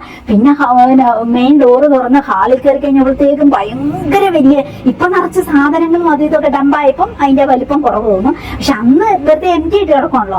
അപ്പൊ ഭയങ്കര ഞാൻ ആ ഡ്രീം കണ്ട വീട് തന്നെ കേട്ടോ. ഞാൻ ആ വരച്ചു കൊടുത്ത അത്രയും എന്താ നമ്മൾ ഡ്രീം കണ്ട് കഷ്ടപ്പെട്ട് നോക്കിയിരുന്ന അതേ ലുക്ക് തന്നെ കേട്ടോ. പിന്നെ ഒരേ റൂമിൽ കൂടെ കയറുമ്പോൾ സന്തോഷം കൊണ്ട് നമുക്ക് ഇരിക്കാൻ വയ്യ. കാരണം ഞാൻ ഭിത്തിയിലൊക്കെ ഇങ്ങനെ റൗണ്ട് രീതിയിലൊക്കെ ഞാൻ അതെല്ലാം പറഞ്ഞു വെച്ചിട്ടുണ്ടായിരുന്നു കേട്ടോ. പെയിന്റിങ്ങാരോടും ബാക്കിയുള്ളവരും അച്ഛനോടും അങ്ങനെ പറഞ്ഞ് റൗണ്ട് അതിച്ചാൽ ഞങ്ങൾ സൗദി അറേബ്യ കിടക്കുമ്പോൾ ആ റൂമിന്റെ മുകളിലൊക്കെ ഇങ്ങനെ സീലിംഗിൽ ഇങ്ങനെ വർക്കുണ്ട്. അത് കണ്ടിട്ട് അതിന്റെ ഫോട്ടോ എടുത്ത് അയച്ചു കൊടുക്കും. എന്നിട്ട് എനിക്ക് ഇതുപോലെ തന്നെ ഇവിടെ ചെയ്യണം എന്ന് പറയാം. അങ്ങനെ ഓരോ ഇതിലുള്ള പ്രത്യേകതകളോ എന്തൊക്കെ കാണുന്നോ അതൊക്കെ ഞാൻ എന്റെ വീട്ടിലേക്ക് കൊണ്ടുവരാൻ വേണ്ടിയിട്ട് അങ്ങനെ അയച്ചു കൊടുക്കും. അപ്പൊ അതൊക്കെ ഇവര് ചെയ്യിപ്പിച്ചു തരും. അങ്ങനെയൊക്കെ ആയിരുന്നു കേട്ടോ. അങ്ങനെ എന്റെ ഡ്രീം വീട് അതേപോലെ തന്നെ ആയത്. എന്നിട്ട് അങ്ങനെ അപ്പൊ ഒരേ റൂമിൽ ഇങ്ങനെ ഫാനിന്റെ ചുറ്റും ഒരു വർക്ക് അങ്ങനെയൊക്കെ വരുമ്പോ അതൊക്കെ ഭയങ്കര രസമായിട്ടെന്ന് തോന്നിയിട്ട് കിച്ചണും എല്ലാം എനിക്ക്. പിന്നെ കിച്ചണിൽ എനിക്ക് ഇങ്ങനെ ഓപ്പൺ കിച്ചൺ വേണമെന്നുണ്ടായിരുന്നു. അപ്പൊ ഇങ്ങനെ ഗ്ലാസിന്റെ സ്റ്റെപ്പുകൾ അങ്ങനെ കൊടുത്തേക്കുമായിരുന്നു. അതൊക്കെ നല്ല ഭംഗിയായിട്ട് തോന്നി. ഓവറോൾ ഇൻസൈഡ് കയറിയപ്പോൾ എനിക്ക് ഭയങ്കര ഇഷ്ടമായിട്ടോ. ഞാൻ ആ സ്വപ്നം കണ്ട പോലെ തന്നെ ഒരു ഇഞ്ച് അങ്ങോട്ടും ഇങ്ങോട്ടും വ്യത്യാസം വന്നിട്ടില്ല ആ രീതിക്ക്. പിന്നെ വാഷ് ബേസിനും കാര്യങ്ങളൊക്കെ നമ്മൾ നല്ലത് മേടിച്ച് വെച്ചിട്ടുണ്ടായിരുന്നു. ആ രീതിക്ക് ടൈലെടുത്തപ്പോൾ അതൊക്കെ ഫിറ്റ് ചെയ്ത് കണ്ടു കഴിഞ്ഞപ്പോൾ എല്ലാം അടിപൊളിയായിട്ട് ബാത്റൂം എല്ലാം നല്ല സൗകര്യം, എല്ലാം നല്ല സൗകര്യമുള്ള വീടായിട്ട് അന്ന് എനിക്ക് ഫീൽ ചെയ്തു കേട്ടോ. അങ്ങനെ പിന്നെ ആ സ്റ്റെപ്പ് കയറി പോകുന്ന റൗണ്ട് ഏരിയ അതൊക്കെ ഭയങ്കര എനിക്ക് അന്നത്തെ നമ്മുടെ ഒരു ഡ്രീമും കാര്യങ്ങളും. പക്ഷെ ഇന്ന് വെച്ച് നോക്കുമ്പോൾ ഇത് കണ്ടംപററി വീടുകളാണ് സ്റ്റൈല്. ഇന്നാണ് ഞാൻ വീട് പണിയെങ്കിൽ ഇങ്ങനെ ഒരു വീട് പണിതിട്ട് പണിയത്തില്ല. നല്ല കണ്ടംപററി സ്റ്റൈല്, നല്ല അത്രയും പൈസ ആവത്തില്ല ഇന്നൊരു കണ്ടംപററി സ്റ്റൈൽ വീട് പണിയണമെങ്കിൽ. അങ്ങനെയാണ് ഇത്. ശരിക്കും നാടൻ വീട് നമ്മുടെ ഇഷ്ടത്തിനനുസരിച്ച് ആ രീതിക്ക് കുറച്ച് മോഡേൺ ആക്കി ചെയ്തു എന്നുള്ളൂ. അത്രയും പൈസ ആവത്തില്ല കണ്ടംപററി വീട് ഇന്ന് നമ്മൾ പണിതെടുക്കുകയാണെങ്കിൽ. അങ്ങനെ പക്ഷെ അന്ന് നമ്മൾ പണിത വീട് ഇന്നിപ്പോ പണിയണമെങ്കിൽ ഇതൊരു 2.5 കോടി രൂപയാണെന്ന് എല്ലാവരും പറയുന്നു കേട്ടോ. ഇന്നത്തെ മെറ്റീരിയലും കാര്യങ്ങളും ഒക്കെ വരുമ്പോൾ ഒരു 2.5-2.25 കോടി രൂപ ഇല്ലാതെ ഇതുപോലെ ഒരു വീട് പണിയാൻ പറ്റത്തില്ല എന്ന് എല്ലാവരും പറയുന്നു കേട്ടോ. ശരിയായിരിക്കും കേട്ടോ. അങ്ങനെ അന്ന് നമുക്ക് എല്ലാത്തിനും കുറെ ലാഭം ഉണ്ടായിരുന്നു. മണലും സിമെന്റും കമ്പിക്കും ഒക്കെ പൈസ കയറുന്നതിന്റെ മുമ്പുള്ള കാലഘട്ടത്താണ് നമ്മൾ വീട് കറക്റ്റ്. നമ്മൾ വീട് പണി കഴിഞ്ഞൊരു 3 കൊല്ലം 4 കൊല്ലം കഴിഞ്ഞപ്പോഴത്തേക്കും സിമെന്റിന് വില കൂടി, കമ്പിക്ക് വില കൂടി, ഒരു തരത്തിലും നമുക്ക് ഒരു വീട് പണിയാൻ പറ്റാത്ത സ്ഥിതിയിലേക്ക് പോയി. അപ്പൊ ഇപ്പൊ എല്ലാരും പറയാം ഈ വീട് ഇന്നത്തെ സമയത്ത് പണിയുന്നെങ്കിൽ ഒരു 2.25 കോടി രൂപ ഉറപ്പായിട്ടും വേണമെന്ന്. അപ്പൊ ഞാൻ ഓർക്കാണ്, ദൈവമേ 2.25 കോടി രൂപ വില വരുന്ന വീട് ഞാൻ അന്ന് എങ്ങനെ പണിതു? അന്ന് നമ്മൾ എന്താ പറയാ, ആ ഒരു വില നിലവാരം ഒക്കെ അത്രയും ഡൗൺ ആയതുകൊണ്ട് നമുക്കത് പണിയാൻ പറ്റി. അങ്ങനെയാണ് ആ ഒരു രീതിക്ക്. എന്തായാലും അങ്ങനെയൊക്കെയാണ് അശ്വൻ കൊച്ചിന്റെ ഡ്രീം പോലെ കൊട്ടാരം പോലെയുള്ള വീട് നമ്മള് എങ്ങനെ പടുന്നതെന്ന് വെച്ചാൽ ദൈവം നൂലിൽ ഇറങ്ങി പടുത്തതേ നമുക്ക് പറയാൻ പറ്റുള്ളൂ. എല്ലാ സാഹചര്യങ്ങളും ദൈവം ഒരുക്കി തന്നു. അതുകൊണ്ടും പിന്നെ നമ്മുടെ മനസ്സിലുള്ള ഒരു തീവ്രമായ സ്വപ്നം, അതുകൊണ്ടും പിന്നെ എനിക്ക് അശ്വൻ കൊച്ചിന്റെ ഡ്രീം ആയതുകൊണ്ടായിരിക്കും അത് നിഷ്കളങ്കമായിട്ട് സ്വപ്നം കാണുന്നില്ല. അമ്മ കൊട്ടാരം പോലെയുള്ള വീടെന്ന്. അങ്ങനെ പാവപ്പെട്ടവരായ നമുക്കൊരു ജോലി കിട്ടിയതിന്റെ ബലത്തിൽ നമ്മൾ അന്ന് ഒരു വീട് ഇങ്ങനെ പണിയാൻ പറ്റി. എല്ലാ തരത്തിലുള്ള ഹെൽപ്പും നമുക്ക് കിട്ടി. അങ്ങനെ നമ്മുടെ ഡ്രീം കണ്ട പോലെ ഞാനും അശ്വനും ഡ്രീം കണ്ട പോലെ, അശ്വന് വലിയ വീട്, എനിക്ക് ഞാൻ ഡ്രീം കണ്ട പോലത്തെ ഒരു വീട് ആ ഒരു രീതിയിൽ തന്നെ അതിന്റെ എല്ലാ സെറ്റപ്പും ചെയ്തെടുക്കാൻ പറ്റി. അങ്ങനെയാണ് നമ്മുടെ വീട് പണി കംപ്ലീറ്റ് ആയത്. പിന്നെ ഒരു സമയത്ത് നമ്മൾ ഭയങ്കര ഫാമിലി പ്രോബ്ലങ്ങളും കാര്യങ്ങളും ഒക്കെ ആയി അതൊരു ഡിവോഴ്സിലേക്കൊക്കെ പോകണം എന്നുള്ളൊരു തീരുമാനമായി കഴിഞ്ഞപ്പോൾ അപ്പൊ ഈ സ്ഥലം ഞങ്ങളുടെ രണ്ടുപേരെയും കൂടി പേരിലായിരുന്നു. അച്ഛൻ്റെ എന്റെയും കൂടി പേരിലായിരുന്നു. പിന്നെ നമ്മുടെ ഫാമിലിയിൽ ഒത്തിരി പ്രോബ്ലങ്ങളും കാര്യങ്ങളും ഒക്കെ ആയി ഒരു ഡിവോഴ്സിലേക്ക്, ഒരു മ്യൂച്വൽ ഡിവോഴ്സിലേക്ക് പോകേണ്ട ഒരു സ്റ്റേജ് ഒക്കെ വന്നു കഴിഞ്ഞപ്പോൾ അച്ഛൻ്റെ അച്ഛൻ തന്നെ മനസാലെ തന്നെ പറഞ്ഞു, നീ ഒരുപാട് കഷ്ടപ്പെട്ട് പണിത വീടാണ്, അതുകൊണ്ട് ഈ ഒരു സ്ഥലം ഞാൻ അശ്വന്റെ പേരിലേക്ക് എഴുതി തരാം എന്ന് പറഞ്ഞിട്ട് പിന്നെ അശ്വന്റെ പേരിലേക്ക് ആ സ്ഥലം പുള്ളിക്കാരന്റെ പേരിൽ, ഞങ്ങൾ രണ്ടുപേരെയും കൂടി പേരിലായിരുന്നു. അപ്പൊ പുള്ളിന്റെ അവകാശം മുഴുവൻ അശ്വന്റെ പേരിലേക്ക് തീറാധാരമായിട്ട് എഴുതി കൊടുത്തു കേട്ടോ. അങ്ങനെയാണ് നമുക്ക് പിന്നെ മ്യൂച്വൽ ഡിവോഴ്സ് ഒക്കെ കഴിഞ്ഞ് കഴിഞ്ഞപ്പോൾ സെപ്പറേറ്റ് ആയിട്ട് നമുക്ക് വീടും സ്ഥലമൊക്കെ സമാധാനമായിട്ട് നമ്മുടെ പേരിലേക്ക് തന്നെ ആയത്, അശ്വന്റെ എന്റെ പേരിലേക്ക് തന്നെ ആയത്. അതുകൊണ്ട് എന്തായാലും അശ്വന് അഭിമാനത്തോടെ അതിനകത്ത് നിൽക്കാൻ എൻ്റെ അച്ഛനും അമ്മയും കഷ്ടപ്പെട്ട് ഫിസിക്കൽ ഹെൽപ്പ് മുഴുവൻ അശ്വന്റെ അച്ഛനും ഫാമിലി ആയിരുന്നു. പിന്നെ ഫിനാൻഷ്യൽ ഹെൽപ്പ് മുഴുവൻ അവന്റെ അമ്മയായിരുന്നു. അപ്പൊ അങ്ങനെ അച്ഛന്റെ മക്കളോടൊക്കെ അഭിമാനത്തോടെ പറയാം, ഈ വീട് എൻ്റെ അച്ഛനും അമ്മയും കഷ്ടപ്പെട്ടുണ്ടാക്കിയത് അറിയാവോ എന്ന് അവനും സ്വയം അഭിമാനിക്കാം, അവന്റെ മക്കളോട് അവന് പറഞ്ഞു കൊടുക്കാം. അപ്പൊ ഞാനിടയ്ക്ക് ഇങ്ങനെ അവനോട് എന്തെങ്കിലും ഇങ്ങനെ ചൊറിയാൻ വേണ്ടിയിട്ട് ഞാൻ പറയാറുണ്ട് കേട്ടോ, നിന്നെ കൊണ്ട് പറ്റുമോടാ, നിന്നെ കൊണ്ട് പറ്റുമോ, എന്റെ 26ാമത്തെ വയസ്സിൽ ഞാൻ പണിത വീടാണ്, എനിക്ക് 26 വയസ്സാകുമ്പോൾ ഇതുപോലത്തെ ഒരു വീട് പണിയാൻ പറ്റുമോടാ എന്നിട്ട് ഞാൻ അവനെ ഇടയ്ക്ക് ഞെട്ടിക്കാറുണ്ട് കേട്ടോ. ആ രീതിക്ക് അവനിപ്പോ 23 വയസ്സായില്ല. അപ്പൊ ഞാൻ അവനോട് ചോദിക്കാറുണ്ട്, എടാ എന്റെ 26ാമത്തെ വയസ്സിൽ ഞാൻ പണിത വീടാ ഇത്, നിനക്ക് പറ്റുമോ 26ാമത്തെ വയസ്സിൽ ഇതുപോലെ ഒരു വീട് പണിയാൻ? അവൻ എന്നെ എവിടെയെങ്കിലും ഒക്കെ കുറവാക്കുമ്പോൾ ഞാൻ അവനെ ഞെട്ടിക്കാൻ വേണ്ടി പറഞ്ഞു കേട്ടോ, അവനെ കളിയാക്കാൻ വേണ്ടിയിട്ട് ഞാനിങ്ങനെ പറയാറുണ്ട് കേട്ടോ. ആ ഒരു രീതിയിൽ നമ്മൾ അങ്ങനെ ജോലിയൊക്കെ ചെയ്ത് ആ ഒരു കാലഘട്ടത്തിൽ നമ്മൾ പണിത വീടാണ് നമ്മുടെ ഈ വീട്. ഇതാണ് നമ്മുടെ വീടിന്റെ ചരിത്രം. അപ്പൊ ശരി കൂട്ടുകാരെ, ഇതൊക്കെയാണ് നമ്മുടെ ഇന്നത്തെ ഒരു വീഡിയോ. അപ്പൊ ശരി, നിങ്ങൾക്ക് എന്തെങ്കിലും പ്രൊഡക്റ്റ്, ഇപ്പൊ നമ്മൾ പ്രൊഡക്റ്റ് സെയിൽ ഉള്ള കാര്യം അറിയാലോ, അപ്പൊ നിങ്ങൾക്ക് എന്തെങ്കിലും പ്രൊഡക്റ്റ് കാര്യങ്ങളൊക്കെ ആവശ്യമുണ്ടെങ്കിൽ വാട്സപ്പിൽ കാണുന്ന എന്റെ നമ്പറിലേക്ക് മെസ്സേജ് ഇട്ടേരെ. അപ്പൊ ശരി, ടാറ്റ. ഇനി അടുത്തൊരു വീഡിയോയിൽ ഇതുപോലെ എന്തെങ്കിലും നല്ല വിശേഷങ്ങളൊക്കെ ആയിട്ട് വരാം കേട്ടോ. Bye bye.